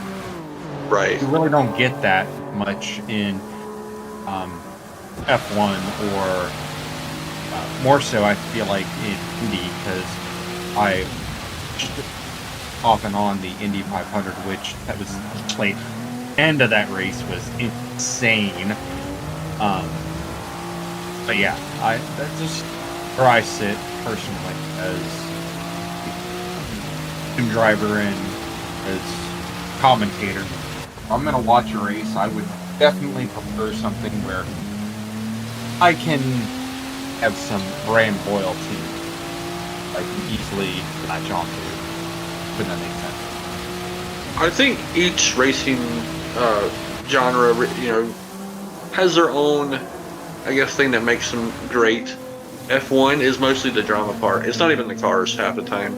It's the lack of a car being good, or that history that comes along with driving a certain car like Ferrari, where it seems like multi-champions will go to Ferrari and then not do crap. What was it? I don't want to say Schumacher, but Alonso. They don't go there to win anything. They might win some races, but they don't win a championship with Ferrari. Very rarely does a driver go to Ferrari anymore and actually win a championship that had already previously won a championship or multiple championships with another team. I think Kimi Räikkönen was the last one that actually did anything, but they paid him a lot of money at Wether. And if I may too, everybody knows my contentious issues when it comes to Ferrari. What does that say then? Nobody's running, or nobody has won with Ferrari in how long? Since Schumacher, I would think. For like 2000, what was it? 2003, 2001. Where's Talon at? He'll let me know. But it was Raikkonen, and he did it right. I think in the first year he was with Ferrari, like right away. Lotus kept paying him so much money. He was basically in a mediocre car, but he was the top driver of his time. Goes and moves to Ferrari, wins it right away, and then doesn't elaborate anymore. He goes to his yacht and goes and gets something to drink. Screw this. I'm going home now. Well, this looks like a proven lap here. Oh no! Strick a little bit tighty with purple. Is this at least a 2? It's going to be a 220. I thought he had a 219 because he was at least a full second right after sector 2. And when he entered that fast left-hander, he overdrove it and just lost a lot of time. 220 should, it's average. When we seem so far, 215.5, like I said, that's gonna be wicked. The thing about the wet though, it'll stretch the times even further. In the dry, you can clump up the times within a couple of seconds, but in the wet, it'll grow from like 5, 6, 7 seconds from top to bottom, just based off of some drivers just don't like driving in the wet. I'm one of them. Myself included. I'm one of them. It definitely takes practice, I think more compared to the dry. The dry, you can pretty much pick up your line. You can kind of get your braking points a little easier. And in the wet, especially if it's in the race and it's constantly changing, it's really hard to start picking where you need to brake, especially when it gets drier and drier or it gets wetter and wetter. Then you kind of have to adjust every single lap. And it kind of makes it a pain just to mentally get, stay focused on that. Right. Where you brake this previous lap, you try braking there now and you're probably sliding off into the grass, or you're not getting any grip on the exit, or different things. In the dry, you're kind of, the only thing that really dictates that is probably the tire wear as far as braking and all, but it's not as drastic as in the wet. And I actually like Beavis 75's livery. It's a pretty nice livery. I've seen a lot of good liveries on these Supras lately, and I could tell you, it's honestly, these particular cars, it might not be as pretty to look at stock, but when you put a livery on these things, they're like Victoria's Secret models on a racetrack. Like they look so pretty. Strick looking good here. Come on, make it a 219, buddy. Oh, God, I wanted him to improve. Come on, Yeah, maybe Strick. You got this. also Come on, buddy. improve. Get that 219. Get that boy. Seriously. He's got one more crack at it, though, I think. I think he crossed the line before the time ran. I think. Also, a No, big but it's done. Beavis. Yeah, they Oh, were done? they were pretty much staying head to head. Like one would improve a couple tenths, another one improve a couple tenths, Yeah. but Strict 9 emerged victorious between the two. Not that far off, though. No. 222.9. Beavis with a 4.8. It's a good chance in whatever split they get put into that they'll be side by He'll be right side. there. Yeah. You can do it. You can do it! That's when you hear a commentator just go like this. Oh, come on, man. You get the cojones. Get to the track. Like, Right? Jeffrey's in that hybrid. He gets to claim overall P1 for however long that lasts until somebody else runs a Right GT1 now. car. For now. Yeah. He's probably be like, hey, well, you can't ask for a rain out. Like in the race now, it's rain. No, we continue. You got, dare I say, everybody knows my distaste for Ferrari. Jeffrey ET97 says down in the chat, last time Ferrari won a championship was in 2007.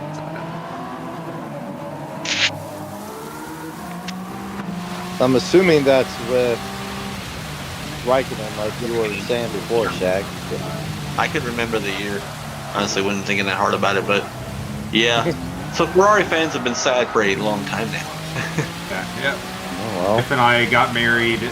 My wife and I have been married for over 10 years. So, goes to show you how, long it's been since Ferrari has had.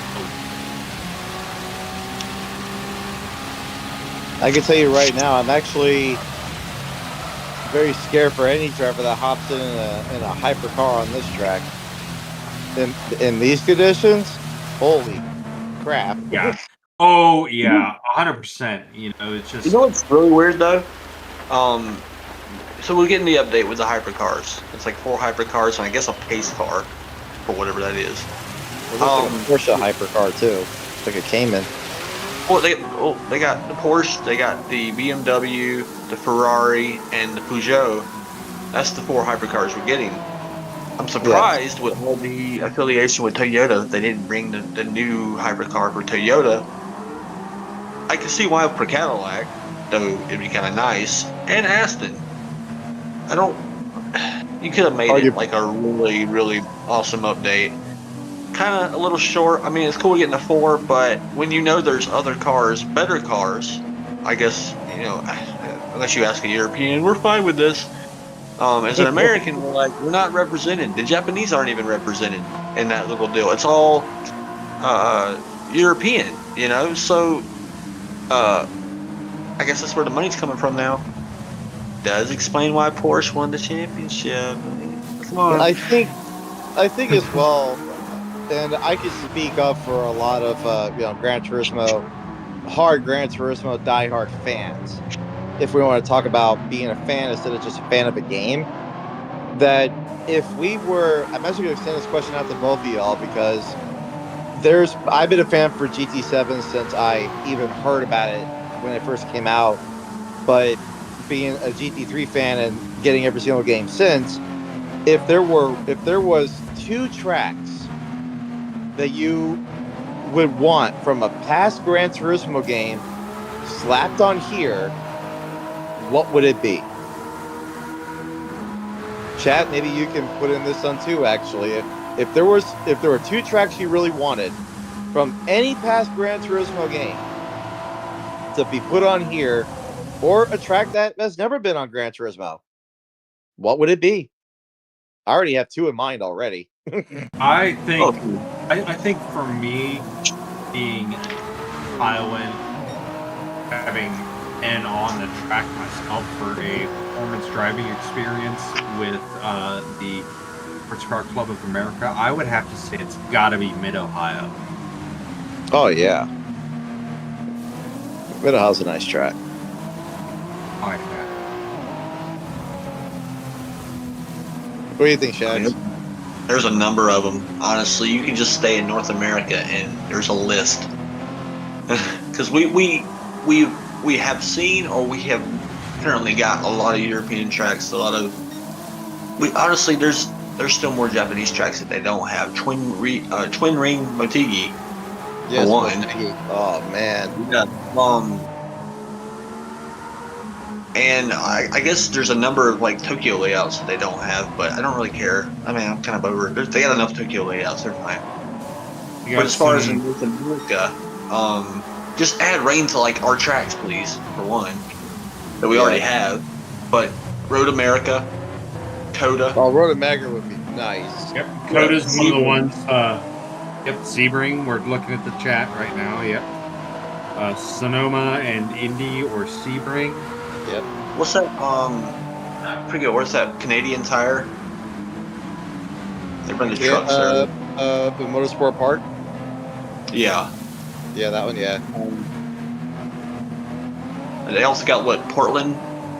Yep. Portland's one of them. What about oh god, there was one track on Project Cars I really liked.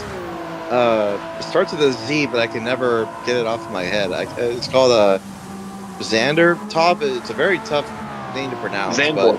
Oh, Zandvoort. Yeah. Jeff, you gotta. As far as like F1 tracks that they race or have raced, yeah. That'd be a fun track, I think.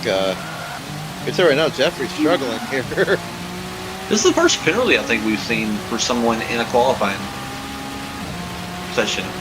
And he didn't get it by that much either, but he's gliding all over the place in this car. Something I was describing earlier. He's got no GPS on either. Well, no, it says he does. I think he does now. I think he's like, no. I think he does now, but before he was like, I want to see if I can drive this without. I mean, he's got ABS on, but yeah. Well, no, there's no ABS either. Right now it's just PC, unless it's just on. Because I'm a spectator watching him. Right. I don't know if it's like different on the stream. A little bit of PC on there. I'd say probably one. I'd say 2 to 3.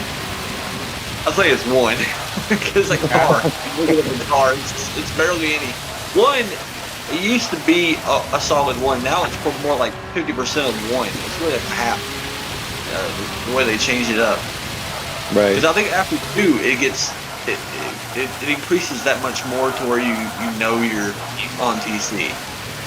Like I don't ever use any more than 2, and I've used 2 because I've used like inners and wet conditions, and you know it helps stabilize them in because your car's gonna spin out otherwise in bad conditions for the inners. Also when they're dead in the wet. Yeah. Or dying.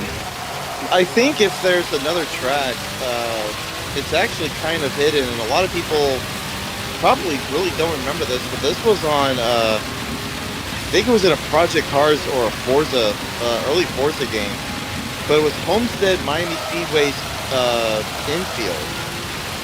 I don't know if that was remember that track? Yeah. Was that even a real track? Like, do they have a, Yeah, they do. They have an infield. I've been there a couple times, but it's rarely used. Yeah. Well, staying in Florida, you got what, St. Petersburg? I think so, yeah, St. Petersburg. I was there not too long ago. I think the trucks were there as well. Yeah, for the first time. There. I think if there was a road track, then I think that'd be amazing to bring back. Jeffrey getting... I'll tell you what, man. This is making me shit. But if there was one track that I really would want to see back here, and I think a lot of old GT fans would love this, Seattle. Oh, Remember that Seattle road track that they had? Ooh. Yeah.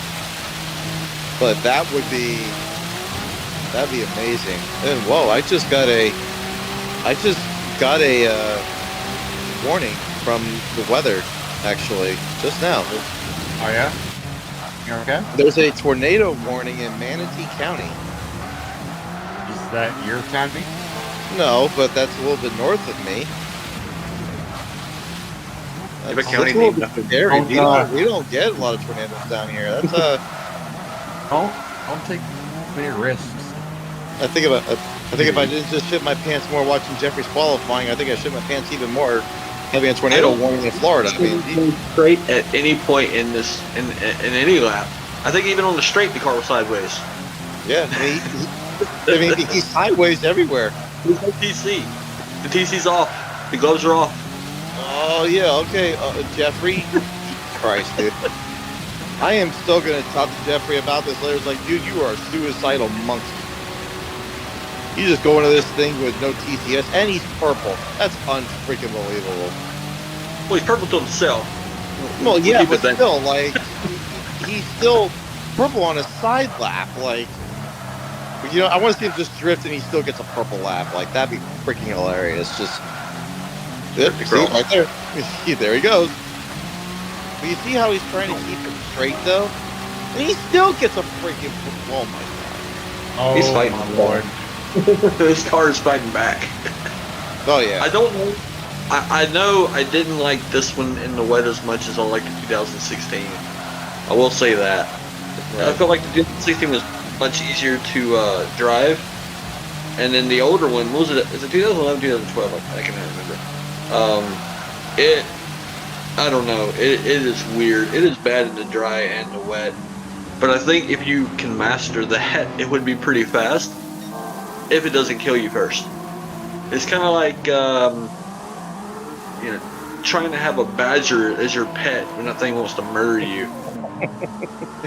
You know, but you're trying to I'm just gonna put my hands over it and it can't hurt me, and then, you know, it's waiting to get loose because as soon as it gets loose, it's gonna, you know, kill you. That's what the other Toyota is. Because as soon as it figures out how to get loose, It goes you're bye-bye.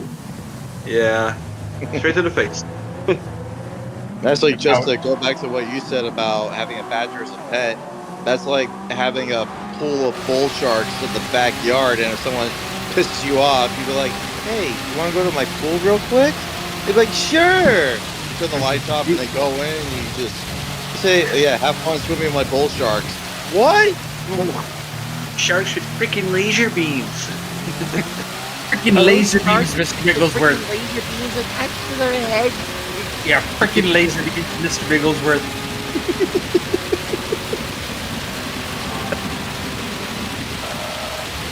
That cracks me up, man.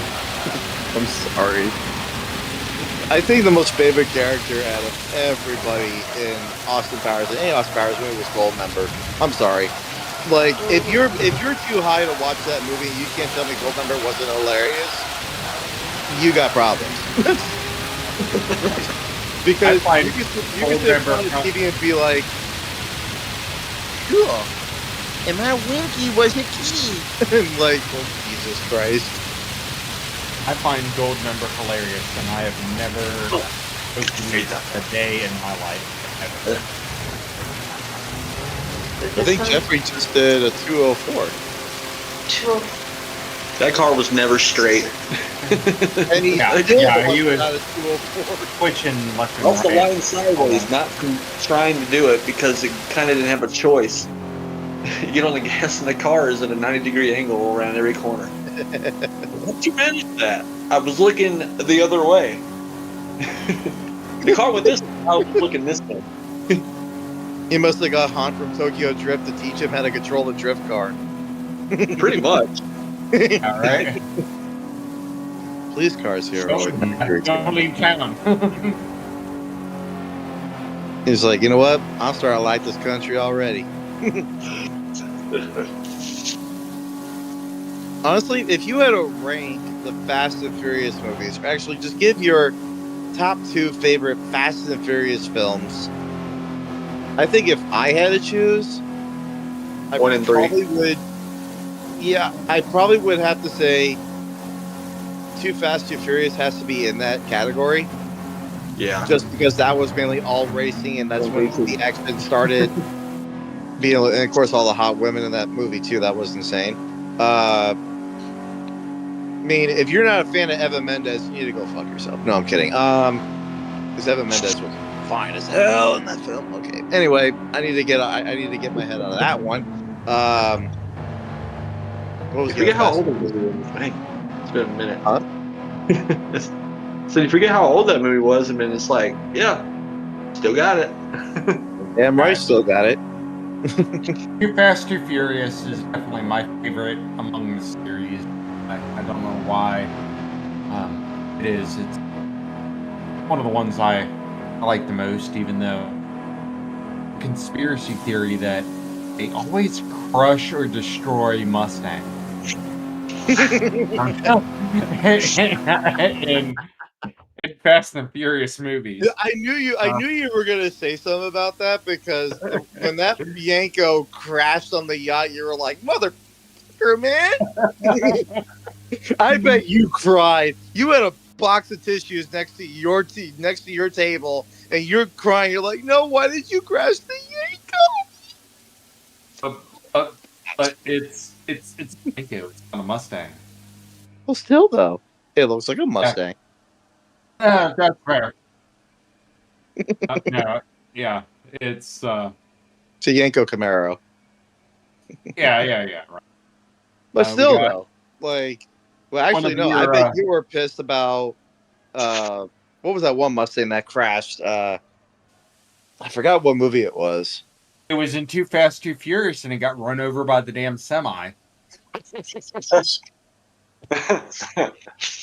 Yes, I remember things. I mean, That's when you had like that big box of tissues. You were just like, "Oh no!" Oh yeah. It's just that you hear the guy scream in the car too. You just heard Yeah. him after the rear tires went over the car. Chuck. Chuck. All right. Let's back to this. We're going back to Group 1 qualifying. Oh, Slow is in here now. Oh boy, everyone's choosing the GR110. You guys are out of your minds. nah. I'm gonna have a talk I mean, with these NPR hey, dudes. I wouldn't doubt them. They can choose whatever they want because some people, just have a different skill set. They can make the 2016 work. They can make the 2020, 21 work, whatever. True. Then with the old Supra, with the new Supra, and with the FT1, everybody has their preferences. Some people might just like the car already, and it just be that kind of, infatuation with the car. Like having a better option than a Ford Mustang, you can go, race the Corvette, but then you choose the Mustang anyways, even if you're going to give you about 2 seconds a lap, you still choose it. Yeah, That's true. so. No, that's true. I understand. It's like Like, me, I choose I'll drive a Corvette against anyone. I mean, that's just how I feel about the car. I do that with a new Ferrari because I'm like, I don't like the new Ferrari. I want to use the old Ferrari, so I use the old Ferrari instead. That's just a preference, and I like that car better anyways. I'd prefer like a mid 2010s, 458 over anything new from Ferrari. That's just preference. I don't know. I feel like a lot of companies are kind of screwing up their cars. I get you want to make them new, but kind of keep some part of the charm that a car 10 years their senior would have, or had. Like the new WRX. I don't care for it. I don't want it. I don't want to drive it. I like, give me something from the the late 90s, obviously, but early 2000s, I would prefer. Yeah, but you got to remember the tags. It's all about. Do what? We as enthusiasts are right, and they're looking for things that are mass market appeal versus like you and me and Mav and Pops and everybody down in the chat. More niche people we don't want. And .tm That's becoming more and more of a rarity, unfortunately. it. Yeah, Chuck, you've been breaking up a lot lately. We just didn't want to say nothing. He keeps like sounding like one of those little 50 radios back in the day, like it breaks out halfway through. Sounded like Captain Kirk landed on a uncharted planet. I was about to say that too. It seems I've stumbled upon a civilization of people who are racing cars all around in the rain. He's just like Sorry. pauses in between.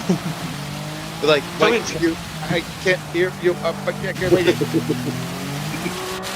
I will get to thought in a second. Give me a moment. I'll be Can back. you hear me now? Like, I can't. I am on a planet. But you shut up and talk. So yeah, Apparently, you're that right. one scene from Billy Madison. Is that guy? Can you hear me now?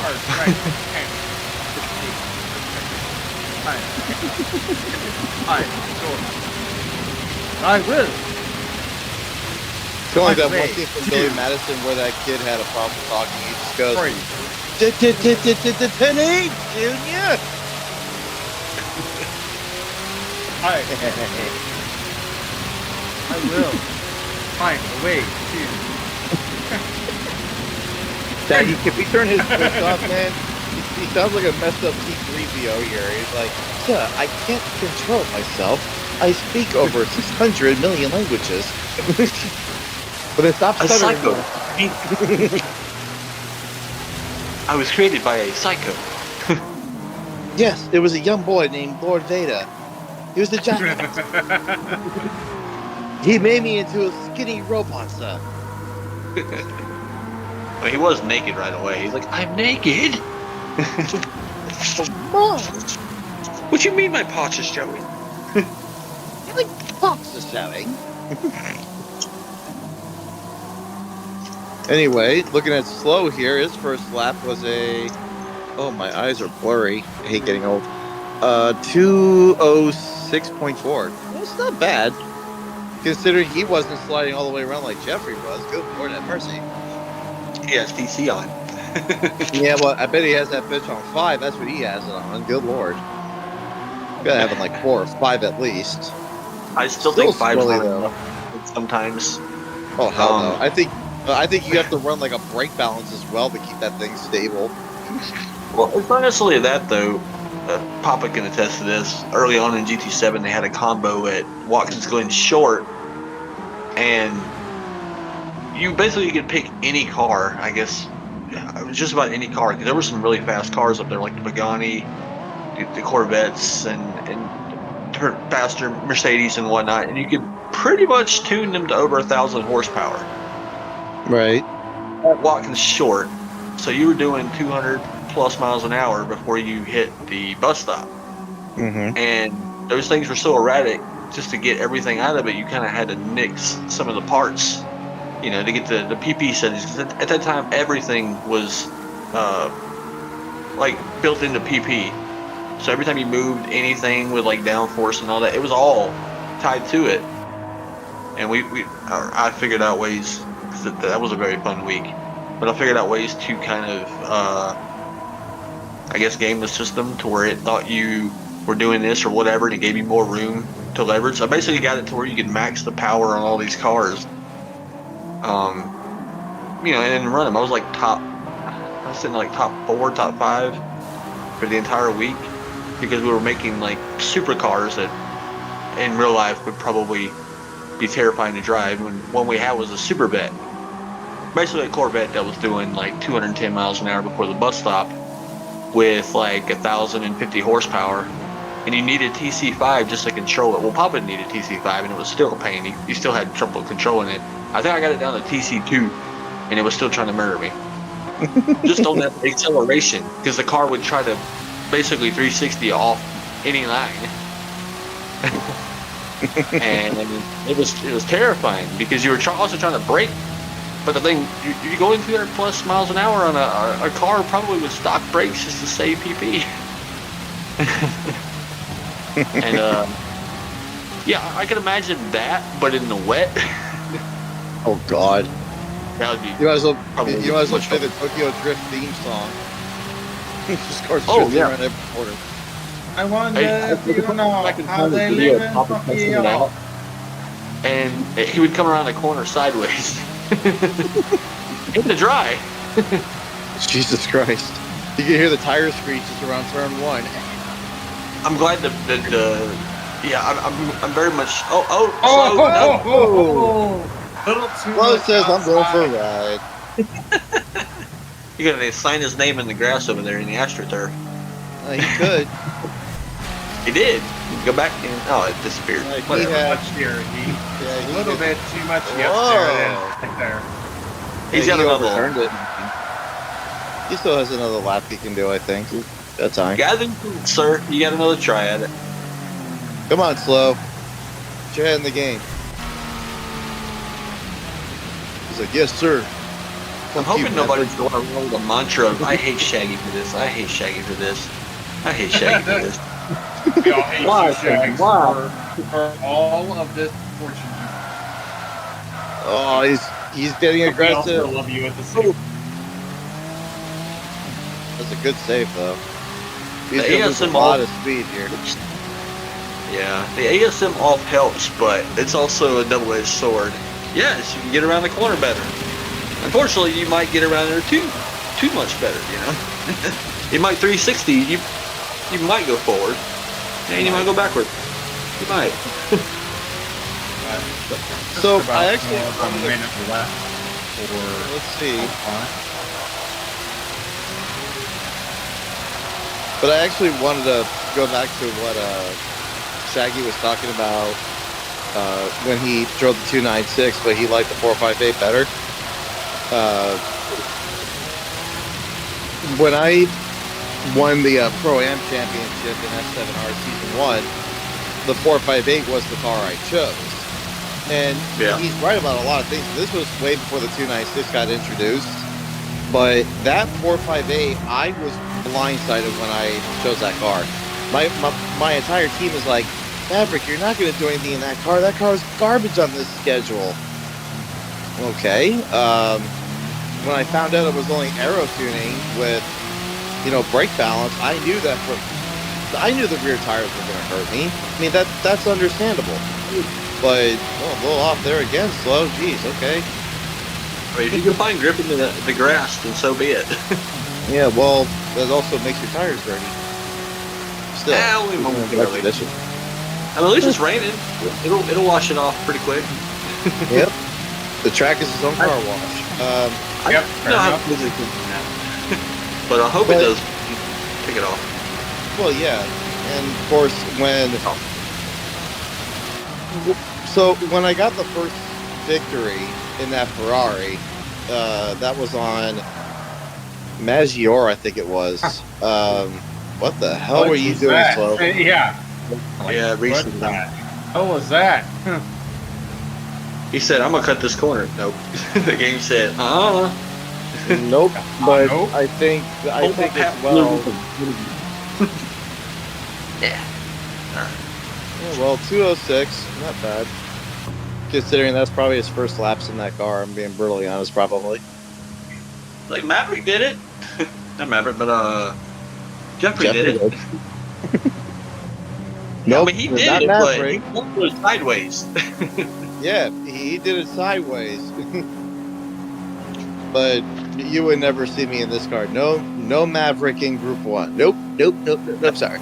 Nope, not happening. Got it.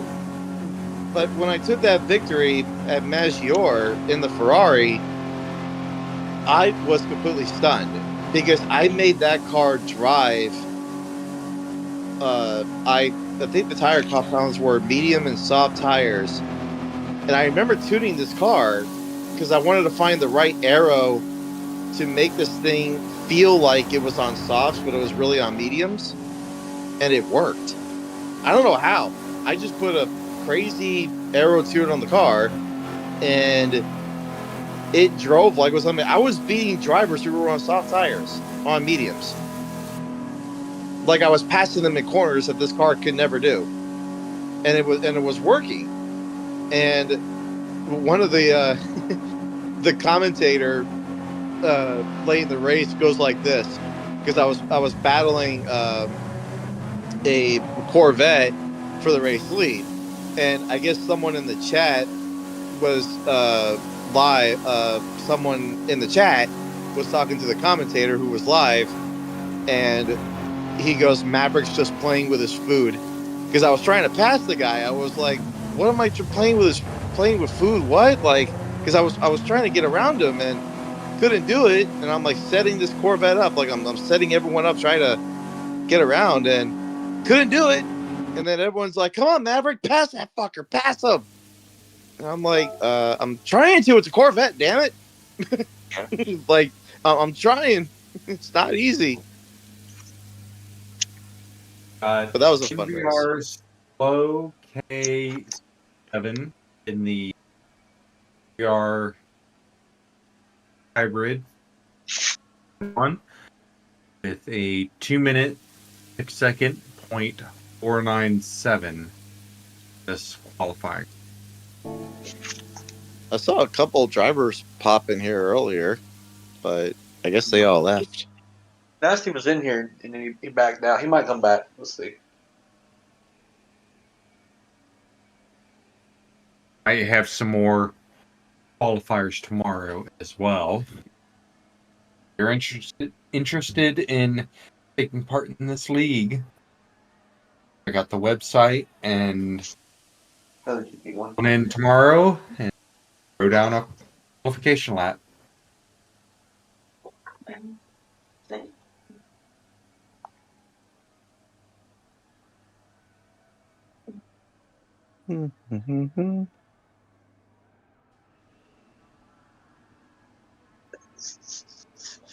Case will be streaming the qualification round tomorrow.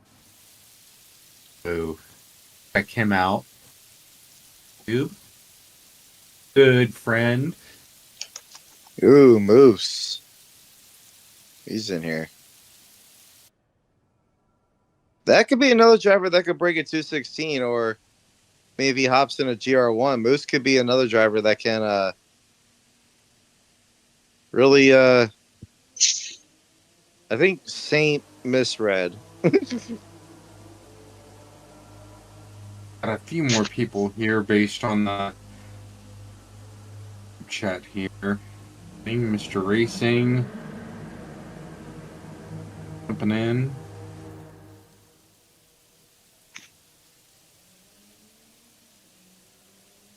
Moose is in the 97 Supra too. Moose could be another driver that could probably challenge for 215.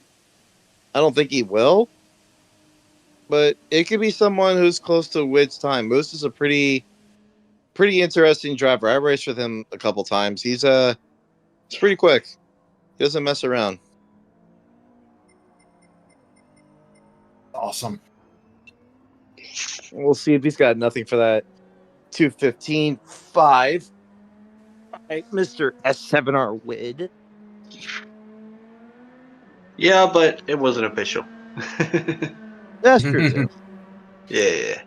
Very true. We're just pretty right now. Sorry, Wid. Wid's like, you bastards. Like, Wid, we get it. You really like this. No, here's Mr. Racing. He's a fan of the wet, though, so it's okay. Yeah. I understand it. It's fun. But he was making rain angels with his tires. Rain angels? Yeah. You know, you make like snow angels. like snow angels, right? Like, yeah. Get it, Well, but Wid I've was never heard making- rain angels. Well, Wid was making rain angels with those tires with that 215.5, so. Okay. New account. Okay, well, we'll see what Nasty and Moose as they hop on the track.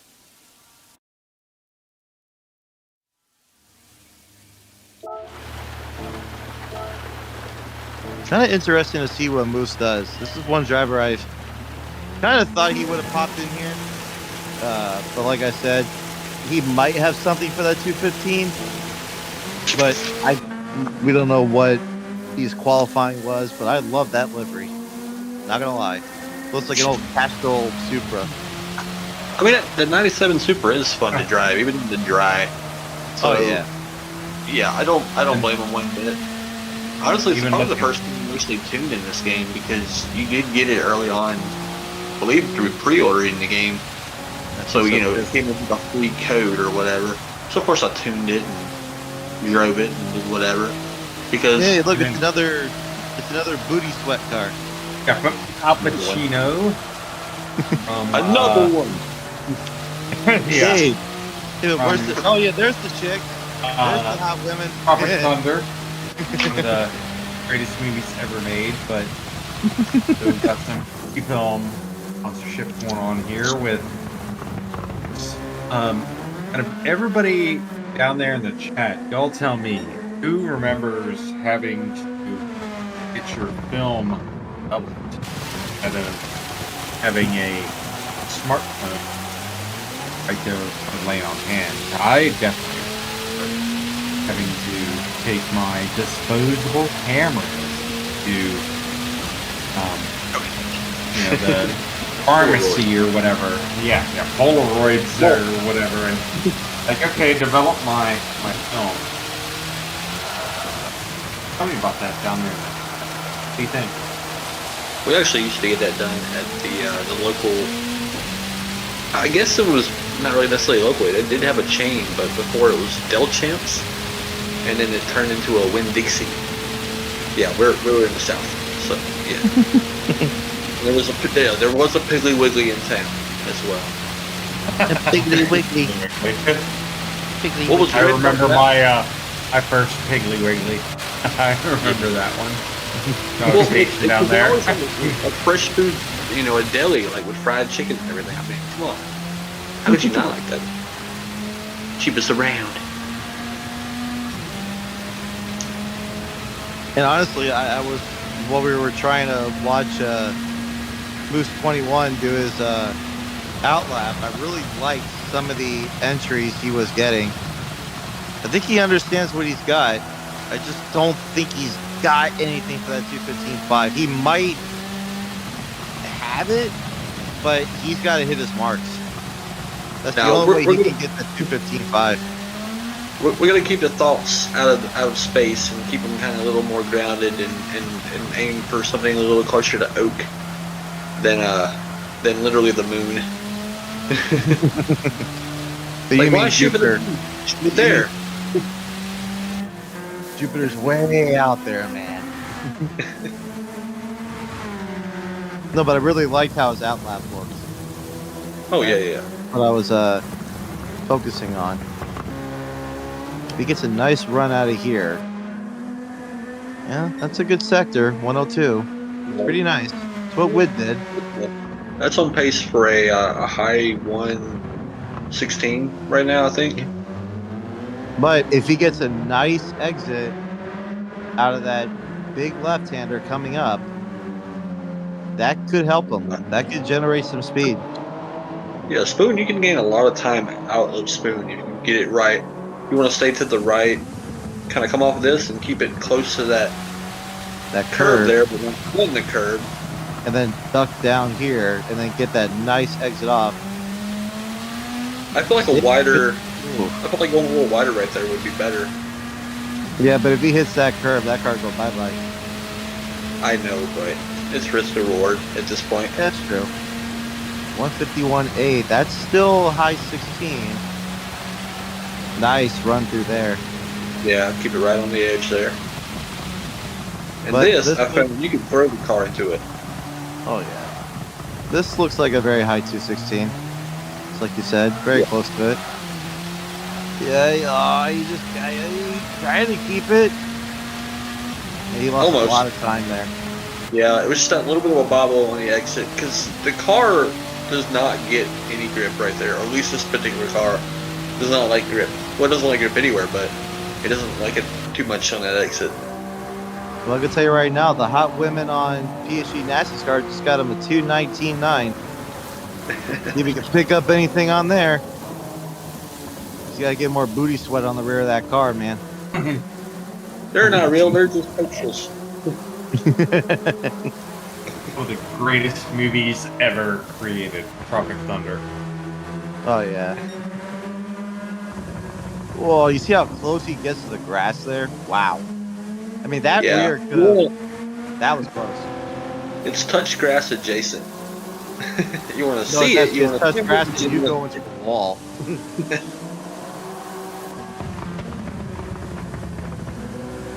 a little bit of a bog down the exit Yeah, there. this one's gonna be a little bit slower. Yeah. Kind of saw that like as soon as he came through. I don't know what That's turn. I right. think that's turn 9 or something, but he overshot that corner pretty easily. Go, man, put more booty sweat in that car, nasty. Come on. Ooh. You just you crack monkey. Are you threatening me, Master Jedi? The cynical beside your Got it. face. I am the Senate.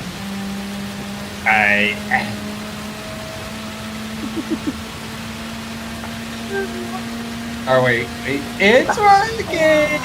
It's working! It's working! It's working! Actually, my Mustang fan. come on, oh, where the hell is he going? Ooh, that's a weird strat. No tire wear. I don't know what he's thinking. I mean, there That's is gonna tire upset wear. It's Oh, is 4 there? times tire wear, but it's not noticeable, really. I mean, why not? I guess lighter I mean, fuel, he- fresh I feel like rubber. he's confident in the 217-1. Why not? Well, I mean, if he's got the fresh rubber and lighter fuel, I can see where he was going with that. He can still knock out 2 laps. So. Oh yeah. Yeah.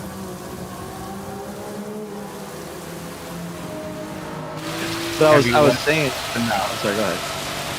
I was just saying, when in doubt, heavy wets. That's one thing Chuck's all along. Goodness.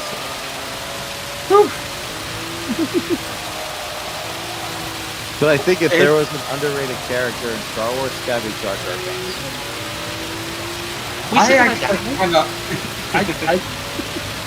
Unpopular opinion, I kind of actually like Jar. I think Jar Jar was hilarious. he's silly, you know, and it's a lot of hate. The one scene I like with Jar Jar was in episode 1 where he first gets introduced, right? And he takes Qui-Gon and Obi-Wan to the Gungan city, and he introduces them to the big boss. And I love it. It was the funniest scene I've ever seen Jar Jar do, because Qui-Gon tries to help him out, and it was like, Qui-Gon, stop trying to help him out. Seriously, please. I'm like I'm talking to the TV. I'm like, Qui-Gon, stop. Like, stop, for real. Like, stop trying to help him. Obi-Wan's probably even telling him in his thoughts, like, have to stop. You somebody be saying that. There's always a bigger fish. Yeah, right? Hang on, please.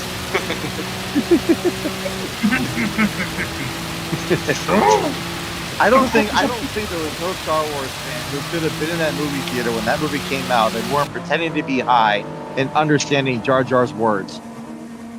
You'd just be like, "Oh, he's speaking Misa no think so." Okay. Although any are and definitely get into Anakin's arc, the Buta, he's fixing up his pod racers to begin.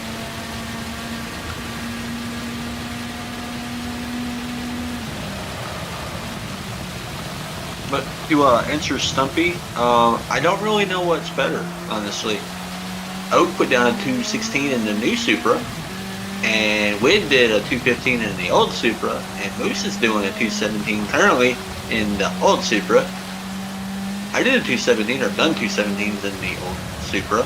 So I don't really know. I think it's on the driver for this one, honestly. And then we talked about that before, where it's really based on driver, not the car.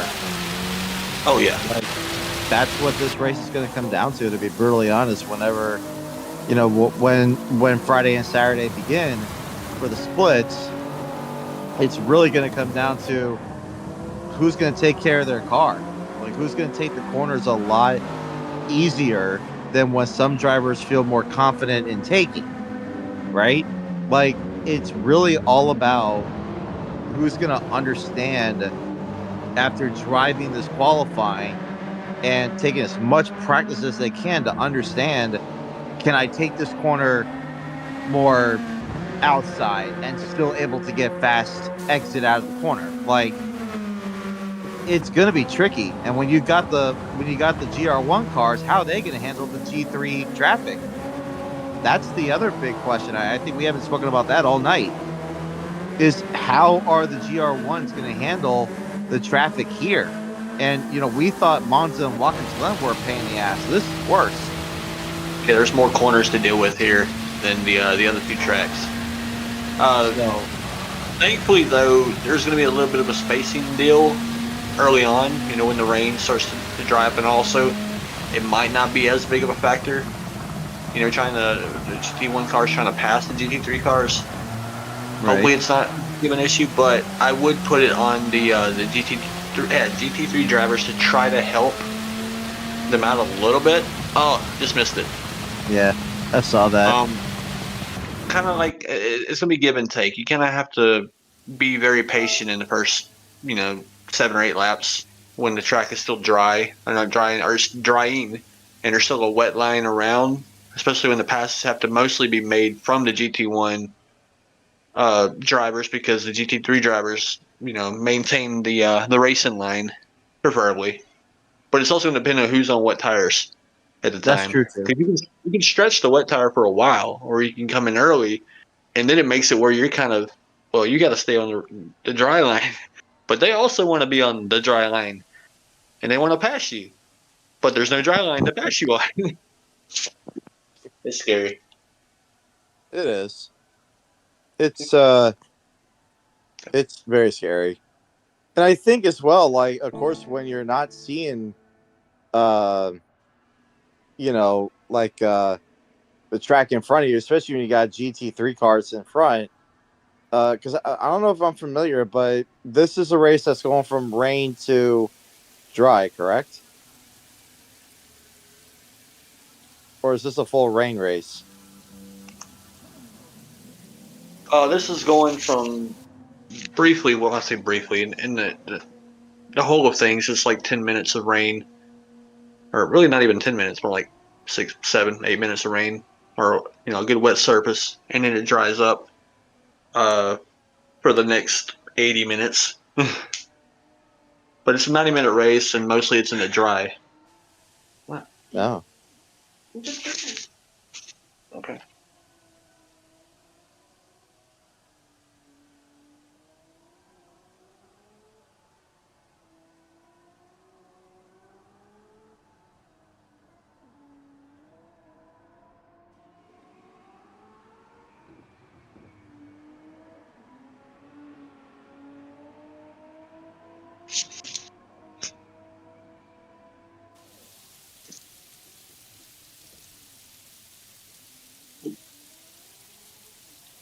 We got a Pap.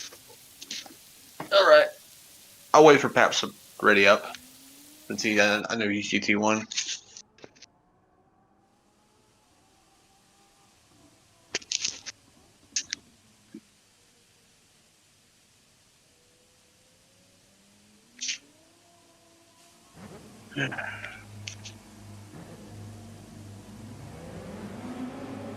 Y'all there? Yep, still here. Okay, just making sure. Oh, who's this? Let's see here. Oh, Saint. Okay, see what he does. He's pretty consistent GR1 driver, one of our own. Explained it earlier. I know I recognized the team colors. I do want to say I'm most impressed probably, from last season to this season. Saint, wasn't always in like top split or second split. I think, number third split, fourth split, whatever. For the last season, probably didn't like GT3 cars as much as the GT1 cars, but he's been very impressive this season. So, it's nice to see that improvement. I don't know if it's the car or if it's just overall, the improvement. Could have got better gear and everything, for the racing. But it's nice to see any kind of improving, from season to season between some drivers. Yeah, he brought that up when we were talking about his history through PHG and how he, met Krulov and Slow through season 3. And he was talking about how he has improved in his driving ability, which is what I brought up earlier about what we do at MVR is help drivers get better. And since he's been with the team, he's been progressing really nice, and it shows in the first couple rounds of this season. Getting a podium on Watkins Glen, podium on Monza. Right. It shows his progress and maturity as well in a Group 1 car and getting more confident in it. And I think that shows what we do at NVR this is a prime example, literally. Yeah, It's a prime example. definitely check out NVR. Once again, Ab, do you have socials that you can maybe share down there in the chat for everyone to check out for NVR for your team? So there's a couple things that anyone can do. I personally don't have the links to our Discord. Unfortunately, I'm not that much of a headmaster on NVR. Fair enough. That's all. You're not one of the cool kids. Yeah, I know. I'm just one of those nerd drivers, apparently. But no, Bud has all the links and access into everything. But whoever wants to be a part of MVR or join up with WMC, who is looking for a team to join, just message me on Discord, NVR Maverick. You can find it. Just look for my little Jinxie icon. You'll see it. It's very noticeable. And just shoot me a friend request, and I'll let my team boss know, and we'll add you in. And that's how drivers can find the WMC, details. If they're into NASCAR as well, Bud is always looking for more NASCAR drivers for NASCAR 25. Whoever is interested in that too. So there's a lot of racing that we do. Like I said, I mean, actually, two of our guys are working on a small series actually with the Twingos, which are an interesting little car that was introduced in the last update, and they're doing something with those cars too. So if anyone's interested in driving the Twingos as a one make, though that information will be up on NVR as well. So a lot of awesome things happening. I'm excited. I know Bud's excited because he's always wanted a series on GT7, and he's going to get one soon. So all those support, all the drivers welcome. Like I said, it's a beer league, and for those of you who don't understand what a beer league is, it's just a series where you can bring your friends along, hop in a car, and just drive, have fun. Not talking about who's being fast, or not thinking about, I'm gonna beat your ass in this meta car. Like, no, I don't want to hear that. It's supposed to be a fun series, and just have fun driving. Like, that's the whole point. Me and Papa were talking about this, like I said, where you just have fun racing with your buddies. That's literally what this is. Grab a beer, grab a smoke, grab a cigar, whatever, and just drive. Not thinking about who's fast, not thinking about who's bad or slow. You just drive. Like, honestly, I don't care if the driver is 15 seconds off the pace. If that driver is having fun, that's all that matters to me. That's the whole key to this. This driver's having fun, not taking it seriously. Not like I don't care if a driver crashes every corner. If they're having fun doing it, then they're having fun doing it, right? Like, I know that sounds very stupid, but it's true. My mindset is simple, right? If a driver's having fun doing something, whether they're drifting around a corner every lap, do it. There's a series for that I'm probably going to come up with. You know, where a driver can just drift for 4 hours and just have fun doing it. So, you know, it's, you know, just a lot of things. And I take that type of racing seriously is, you know, I don't like all the seriousness. You know what I mean? I don't like these cocky drivers that come in here and be like, oh, well, I'm the fastest. I could do a 216 at Road Atlanta in the M6. I don't give a shit. So what? You can do 216 in the M6 on Road Atlanta. Look at me, bruh. It's like, look at me, man. I can do it. Yeah, I don't give a crap. And honestly, I am a non-meta user. I hate using meta cars. But if I'm like for example, Monza was a prime example, right? The GTR 99. Yeah, I went with it because I love the car. But do I care if it's a meta? No. Like, I could have gone with the NSX or the McLaren if I wanted to and still get a podium on that track. It would have been my skill level, right? But I chose it because I love the car. So if you were to tell me, Maverick, there's 15 different cars and half of them are metas, what would you choose? I would choose that non-meta car right there. Because I know my skill level to drive it. Right? But I love it when a driver takes a meta car. And I'm pretty sure some of you guys have seen this before, and anyone in the chat has seen this before. You got like some of these randos who hop in the meta car and they talk so much smack in the little lobby chat, and they're like, bro, I'm the fastest in this car. I love this course. And they crash on turn 1. Oh, yeah.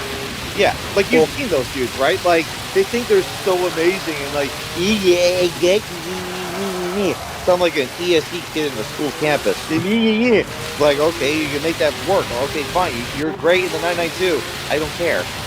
Like, okay, awesome. Right?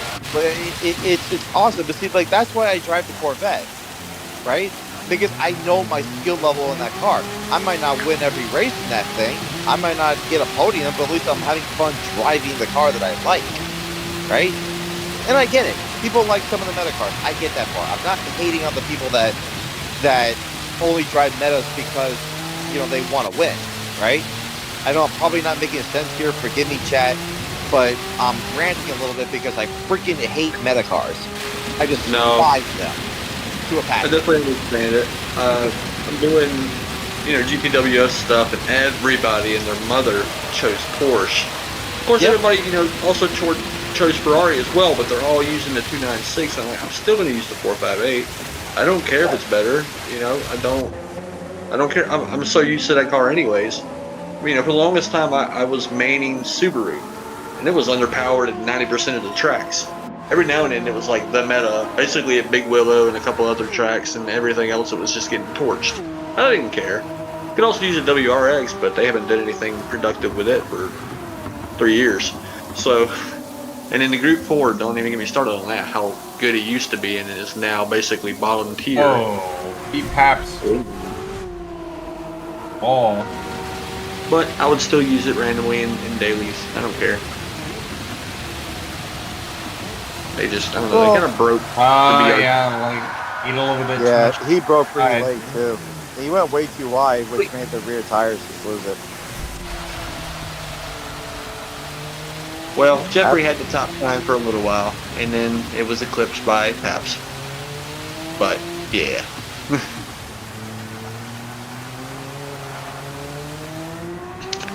But, you know, sorry about that little rant, but I just despise.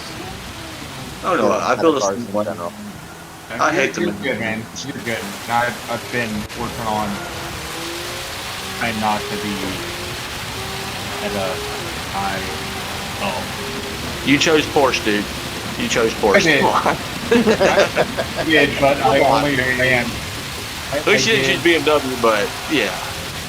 At the same time, I do actually like. Just choose Ford. Be yourself, my guy. Yeah, I'm thinking about it. I should probably just start siding with them. Oh no. The driver rating. Well, if you use the old Porsche, I guess I'd give you a little credit instead of the new, basically OP at every single freaking track for some reason. Because it's the only RR Group 3 car. It's Fair point. yeah. Or maybe it's just kind of Oh wow, turning Good more lap, and man. more. It is. I'm actually just looking at this and I'm like, wow. Good laps by these two. I think that was about what I did in like 3 laps with the 2016. It was like a low 202. I'm like, I know there's more there. I just didn't try it too much, but I do plan on getting a little practice and see if I can, get it down kind of low. Right. Because it is wet, and that car is fun to drive. Actually, I do have experience driving this car and winning in it in GTWS when like the Toyota Cup was around. That was some fun stuff at Le Mans. Basically, when the tire physics allowed you to run on dead tires. Now that's some fun racing. So I think what actually makes well, I'm sorry if you guys want to read off the times first. My apologies. So we got E. Pabst. Both are drivers. Qualification round. Yep. Toyota. B. Pabst with a 2 minutes 5:79. And Saint with a 2 minutes 2 second .053. But I think now we see a couple of the TSO 50s here, and we see the time difference, right? So now can we honestly agree that the GR10 is not the best suitable GR1 car? I think it's dependent on the driver, as we've seen with different drivers being good in GT3 cars. I think the same can be said about different drivers being in the GT1 cars. Like if you put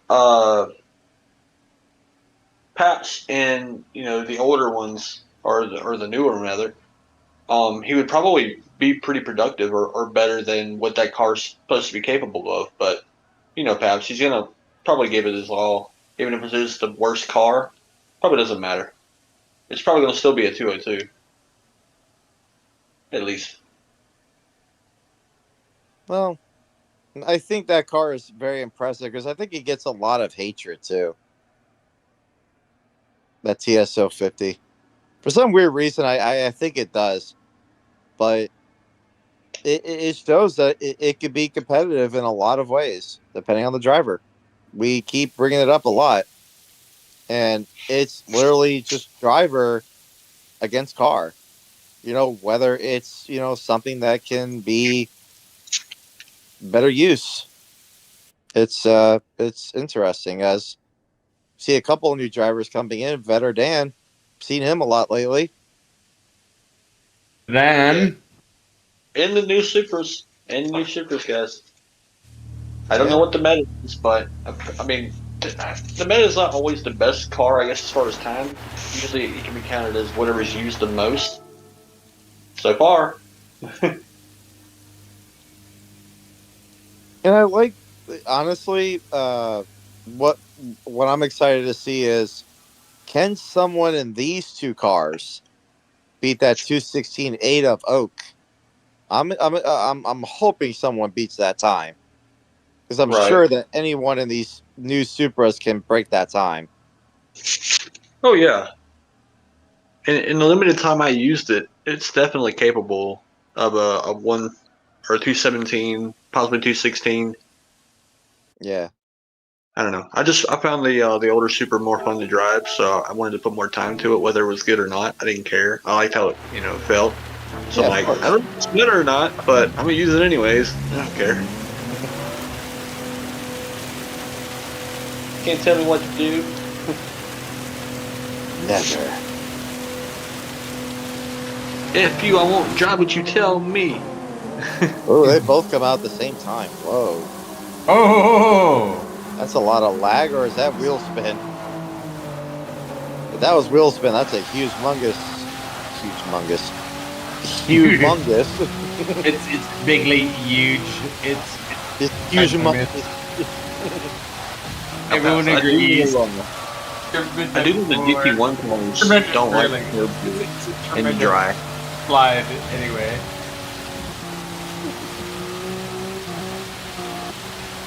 Yeah, everyone's burning that fuel again. We saw that earlier with Rodriguez.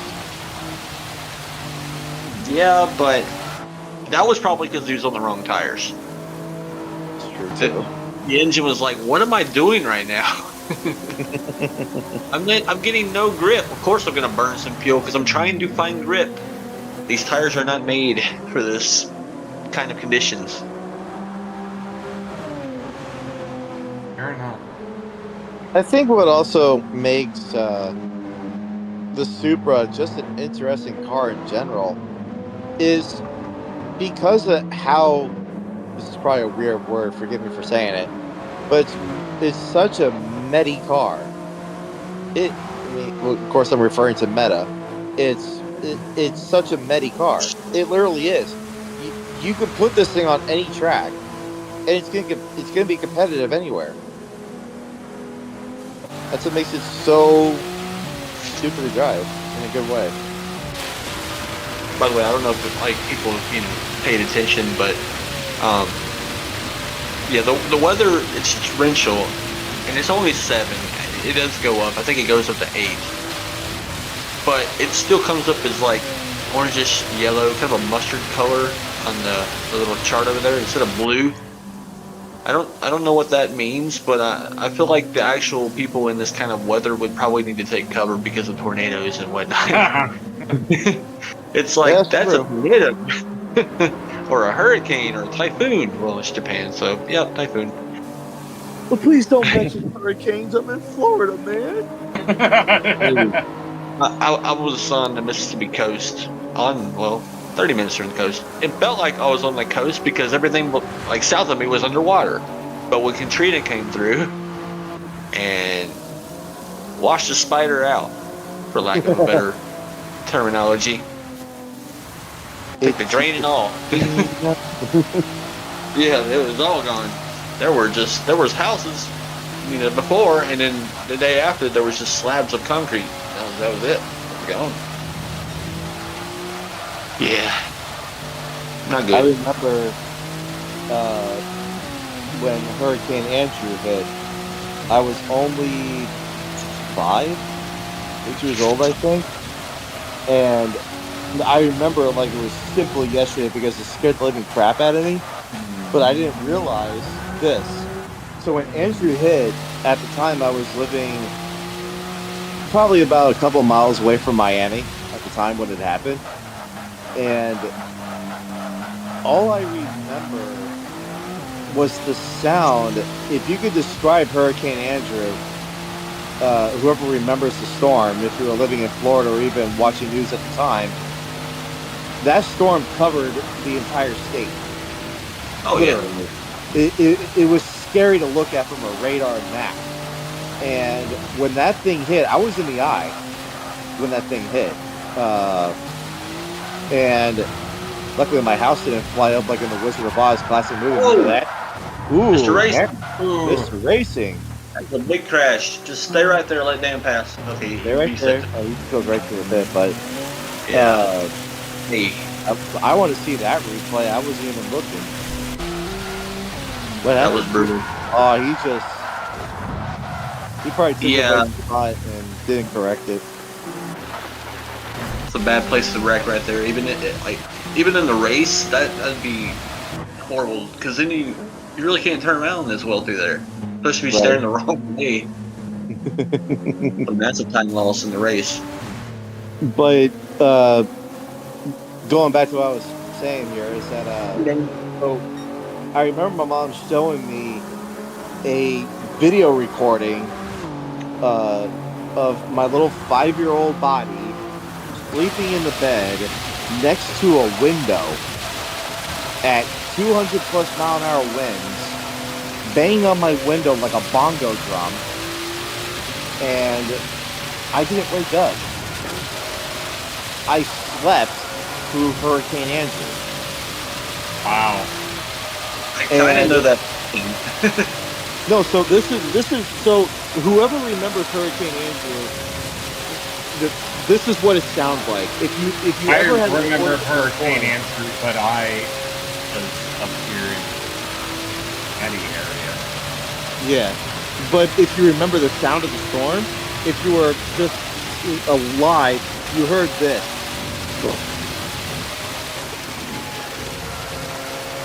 Like, holy crap. it was, I was like, holy crap. And, like, when I'm watching this video, the first thing that comes to my mind is, why am I not flying? It's like, why am I not running around freaking out my underwear? Like, and my mom is looking at me through the camera thinking, he's fucking asleep. I was, wow. And when I saw the devastation after the storm, the only thing I can remember telling my mom is, are we in the ocean? Yeah, we are in a houseboat. I could have said. No, because all I see is my neighbors on jet skis and canoes running around my cul-de-sac at the time. They're all just like running around, going to people's homes or helping people out through jet skis and canoes at the time. And it was just really scary to even think about that I slept through that storm. But yeah, when Hurricane Katrina hit Florida, which I don't think it did. If it did, I don't remember. No, But Katrina did. Then what was the other big hurricane that fucking hit? Yeah, there's a list. Yeah. You had the one, it wasn't the biggest, but it hit y'all like 3 times. It was like, I think it was a Hobbit. It kept coming back for like seconds and thirds. It did. Like, Goodness. it was hilarious what this storm did. It was crazy. But I'm trying to remember the name. I forgot which one it was. Katrina? No, Katrina wasn't it. Katrina went more like, well, It was New Orleans. Katrina crossed over. She came from the east and just smothered over Daytona, over the like central part of Florida, crossed over Tampa, and then she stalled in the Gulf. And then she went up to Louisiana and completely demolished that damn city. Like, just the state in general, like, it was insane. Well, And yeah, it made landfall in Mississippi as well. 30-foot storm surge. I was on the cruise about a week after. You can still see the water line in a oak tree 30 foot in the air, closing the tree. It was it's something you don't really forget. well, I mean, that's why I don't forget Hurricane Andrew, because it scares, it just scares the shit out of me that one day a storm like that can hit again. And it almost did. The one recent that hit the West Coast, like literally hit the West Coast of Florida, literally destroyed Tampa, destroyed Raymond James Stadium, destroyed the stadium where the Rays play. Like, it literally flooded all of Tampa Bay, like the Buck Stadium. It flooded half of the stadium. Like, it was insane what that storm did. It destroyed literally part of the stadium too. Like, I think the pirate ship got destroyed. Wow. Like, it was insane what that storm did. They literally had to evacuate the entire West Coast, all the way from Melbourne, all the way north up towards Gainesville. They had to evacuate that entire West Coast to the East Coast so that no one can get hurt. So it's scary to even think what that storm can do. It felt like a second Andrew. That's what that storm was. It literally felt like a second Andrew. For all the devastation, that thing, oof. And I thought living in Tornado Alley was going to be bad. So glad I'm not living in that area. Good lord. Tornado Alley is worse. Can you imagine being in school or at work, you're having a normal day, and all of a sudden you hear that alarm go?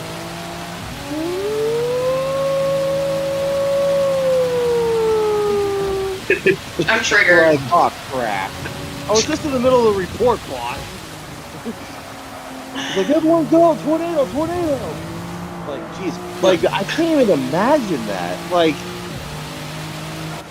it actually breaks my heart. If I'm being brutally honest, this really breaks my heart because every time I watch tornado,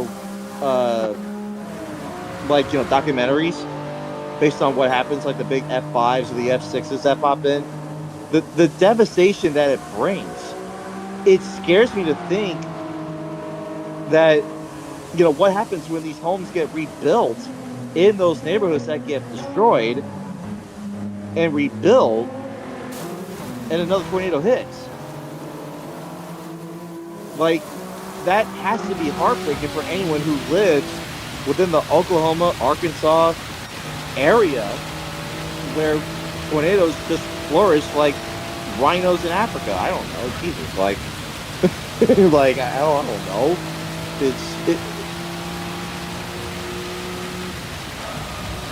I guess I've been talking so much here. We're racing about to catch Oak, I think. 2:16.9. The better And Dan struggling a little bit.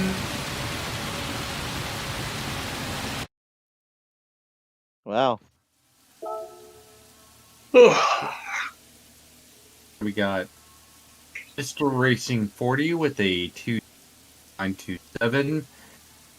Betadine with a 2.18.655. Both in the GR Supra Racing concept.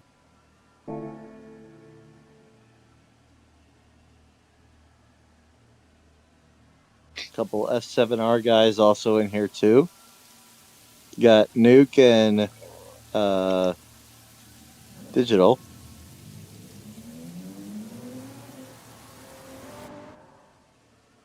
I was going with the new Supra. Looks that way. Oh, I didn't even realize the time. I believe Holy this crap. is the last qualification session, so to jump in on race and lay down the qualification time now.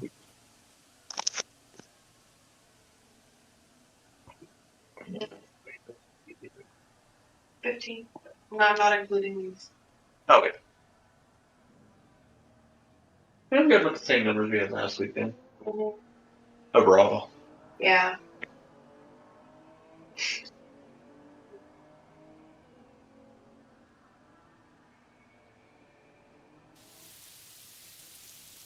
I guess it's awesome when you're having fun talking and you didn't realize the time. Yeah, I know, right? Looking at the watch, I'm actually kind of nervous Yeah. to rewatch this stream and listen to my stupid ass talk halfway through. Yeah. But this will be the final session. So if there's any more GT3 drivers that want to hop in real quick, give about another minute. And then we'll start the session. But this will be the last one. Fair enough.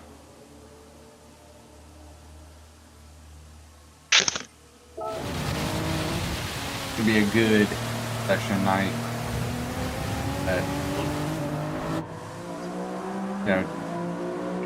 I'm with you, Mav. It's like, oh man, it's been so long, and I gotta get up for work in the morning. Yeah, me too. I actually have to be up in the morning. Mm-hmm. Well, this is too fun, man. I love talking about this. Oh yeah. It's always a good time. It's just, but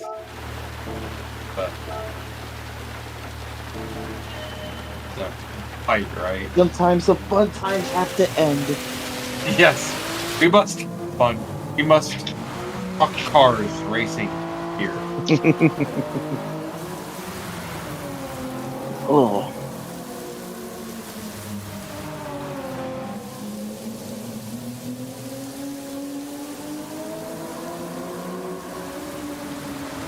Also, I know this is probably too late, but I'm gonna send out my support to all the men and women who serve. I know Memorial Day was yesterday. Any men and women who have served in our past or serving now, anyone had family members, I salute them. I know it's tough seeing a family member go away to war for months or even years, or just thinking about all the past soldiers and all the major wars that have taken place throughout America's going to be 250 years old in a couple months, and just thinking about all the major battles that America has been throughout the years. And I just want to say thank you to those men and women still serving today, and to all those past veterans who have gravely sacrificed their lives in many difficult, hard times, like Vietnam, Pearl Harbor, Civil War. If you had family members throughout that time, like in past, if you had a history of family going to war, we salute them. Speaking Yeah, we've got a number of. as a veteran myself, man, we do appreciate the support. It means a lot to us that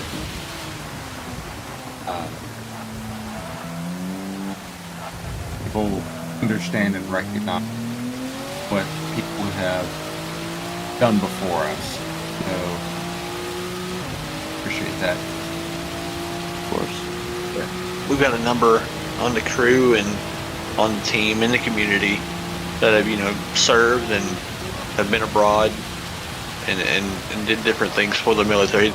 Most I ever got was military contracts with welding and shipbuilding and everything, but I did get to see him like test ammunitions, so that was kind of cool.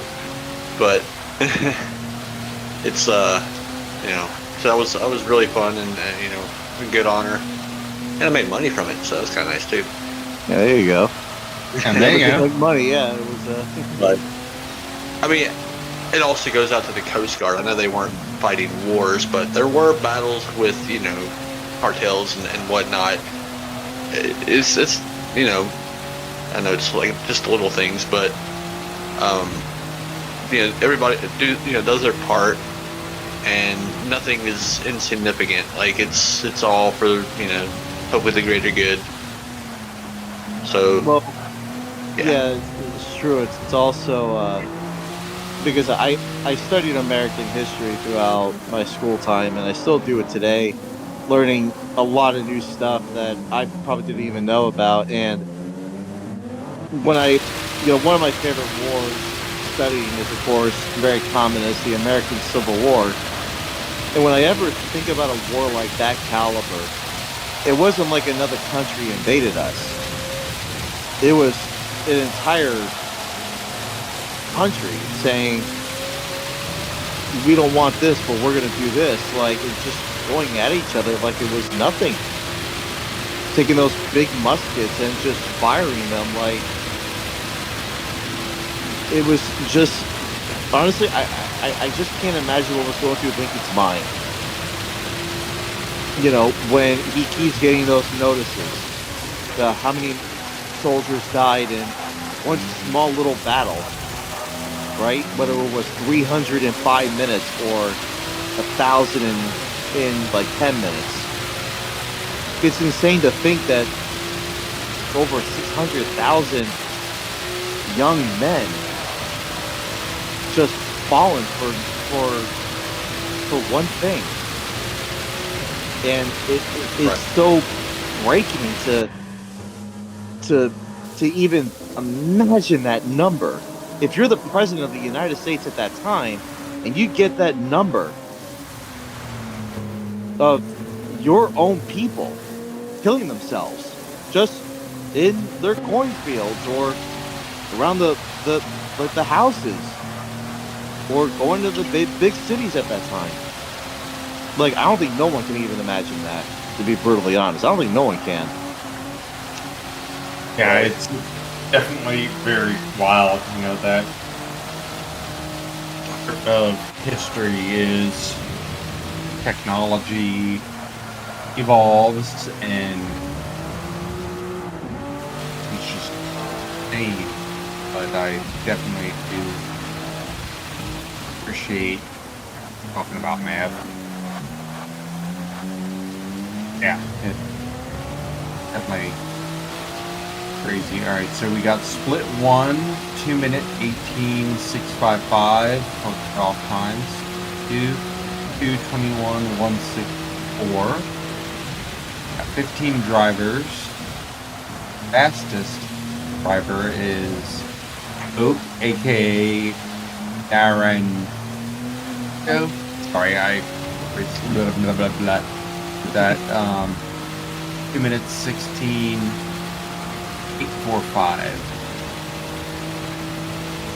And I want to give a shout out to Nuke as well. He was one of my rivals in that season 1 S7R series in Pro Am, and always had fun battles with him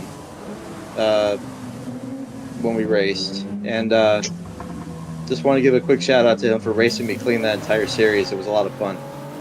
You know, he gave me a hell of a run for my money. He was in the Aston Martin, and we're in the Ferrari, and I'm in the Ferrari, and just getting those two monsters going at each other.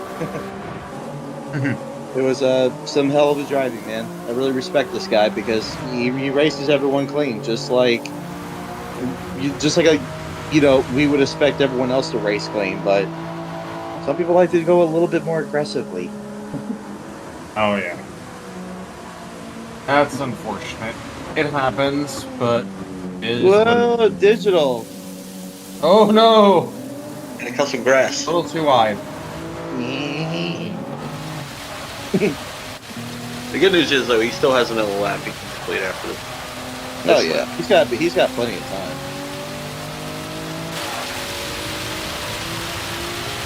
Ooh Lord!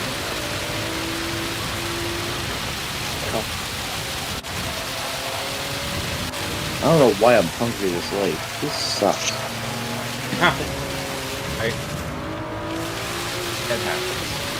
Has anyone gotten that craving where you're like imagining a beautiful fucking steak dinner right in front of you at 11 o'clock at night? Not for Answer is steak, always- maybe seafood, shrimp, crab, lobster, Answer- something like that. Crab lobster, yeah. Yeah, for that too. Yeah. You add in Cincinnati style pizza. Oh, Cincinnati pizza is food. Oh, and now you know what? If you add home style Philadelphia Philly cheesesteak, woo, that's gonna put a booty in your ring hole.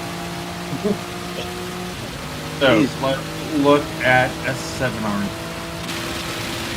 Oh, is he purple? Down. No, it's not quite. No, Oh, you got wide. that may text just nicely. Late breaking. Here. This is not his final lap. He's got one more. Yeah, I think so. Doesn't say final lap. He's got one more to kick here. Nuke, I know, once he gets familiar with the car and he gets a few laps under his belt, he'll put his best lap down at the end. Wouldn't be surprised if he does.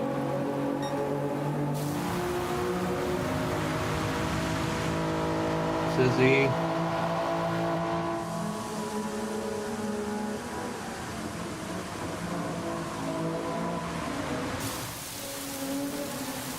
See what his sector is here.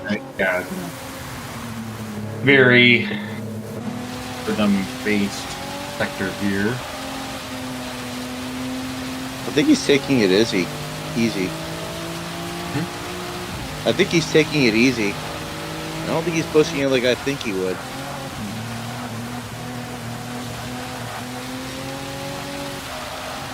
Digital's not that far off either. Almost same sector.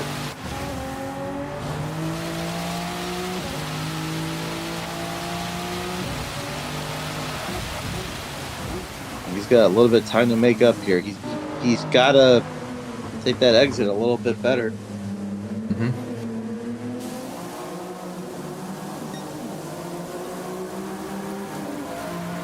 Here we come up around to spoon, I guess you could call it, before you get to actual spoon. This sector always throws me off every single time. Oh yeah, it's a very tough sector. It might look easy, but it's really not. You got to just hit your downshifts just right, and I'll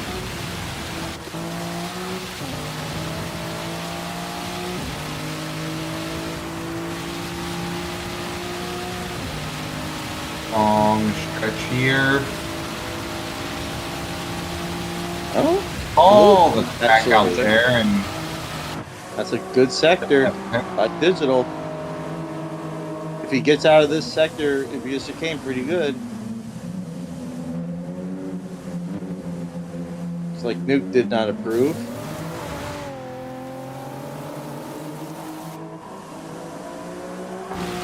It's a nice lap here. Good lap. Good line. Wow. Wow. 2:18.7. He picked up a lot of time there. Really impressive. Looks like he has someone else joining. Yeah. Maybe they didn't get a motto that the session is done. No, Yeah. it's okay. It's just Crasher, and they left every fucking time. About time all of us get ready for bed. Not me. I'm gonna give myself a hot pocket. I dropped my hot pocket. Fuck yeah, man! I got the chicken bacon ranch versions, bro. Woo! Fuck yeah, man.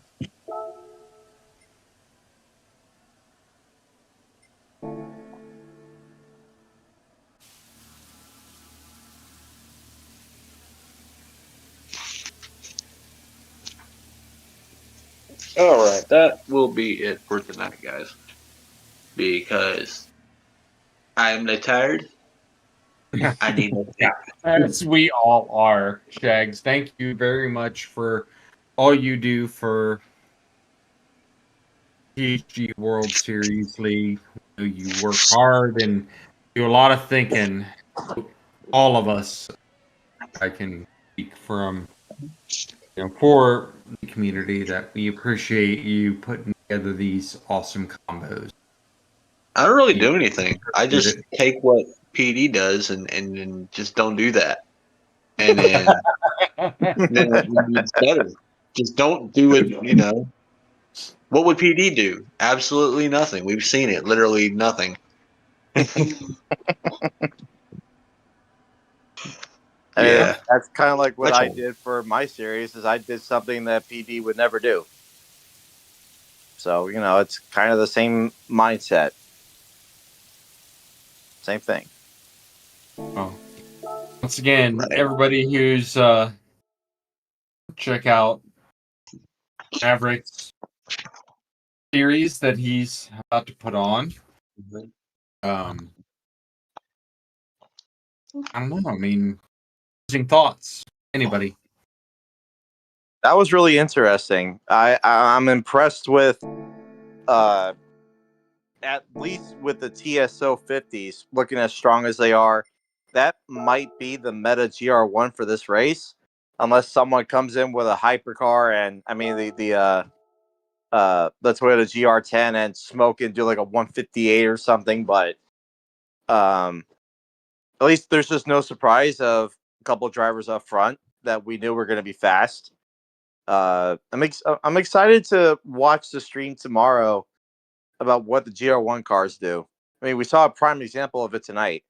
We saw what they can do. We saw how difficult these cars can be handled in the rain, and it's going to be exciting to see what lap times we can see tomorrow. Yeah, that's going to be something that you guys are going to have some fun with. Own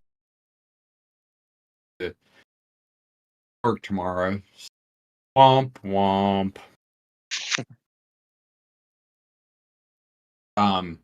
But once again, sponsored by Paul Davis, 40 Racewear. We appreciate all of your support. Simnet as well. And MZW. Do appreciate all of your support through all of our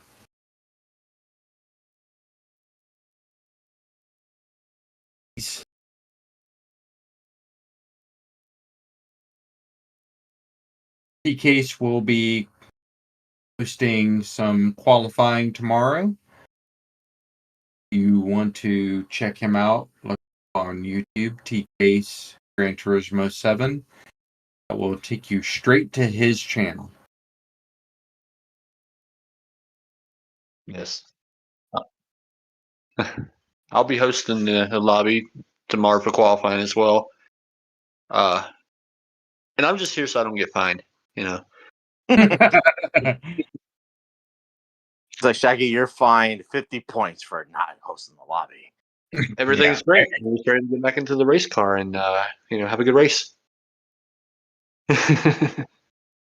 Literally. Yeah. All right. Well, thank you all for watching. As I always say on my own streams, stay safe out there. Don't do nothing I wouldn't do. And we will catch you all later. Out, everyone. God bless. Well, PHG family, you stayed to the last lap. Hands up, screens up. One more time for the ride.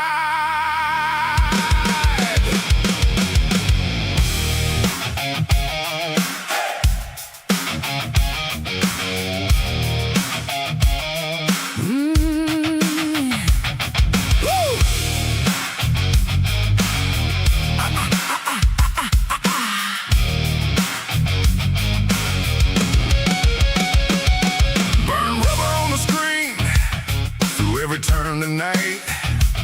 You held the line with me through red flags and green light. Pit lane stories, full gas hearts. We chase that finish sound. Now the last spring fades away, but we ain't slowing down. Hear that engine call.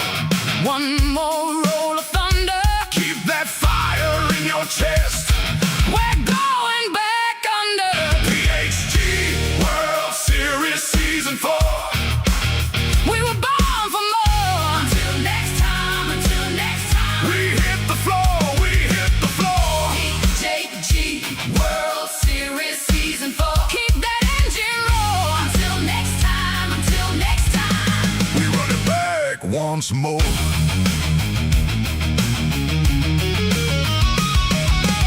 You saw the slide, you saw the save. You saw the last lap grin. Every wheel, the wheel, every close call. We felt you leaning in. The checkered flag don't mean goodbye, just means the night went wild. Save that spot for the next green. We'll meet you in a while. When the lights go low and the final screen is glowing, All that talk, all that heat. still keeps the whole room flowing. PHG World Series Season 4. We were born for more. Until next time, We hit the floor, we hit the floor. PHG World Series Season 4. Keep that engine roll. Until next time, We run it back once more. To every driver who clipped the apex. To every viewer who called the move before it happened. To every late night legend who stayed until the end. You made this more than a race. You made it a room. You made it a ritual. You made it a reason to come back hungry. When the helmets come off, the story still rolls. When the track goes quiet, we still hear you. So keep your colors ready. Keep your flag high. Keep your friends close. Keep your timing sharp. Because the next start line is already waiting on us. Slow it down, let it breathe. Then we rise like a fire. Hands together, heart to heart. Then we climb even higher. PHG World Series Season 4. We were born for more. Until next time, until next time. We hit the floor, we hit the floor. PHG World Series Season 4. Keep that engine roar. Until next time, until next time. We run it back once more. Until next time. Keep the pedal down. Keep the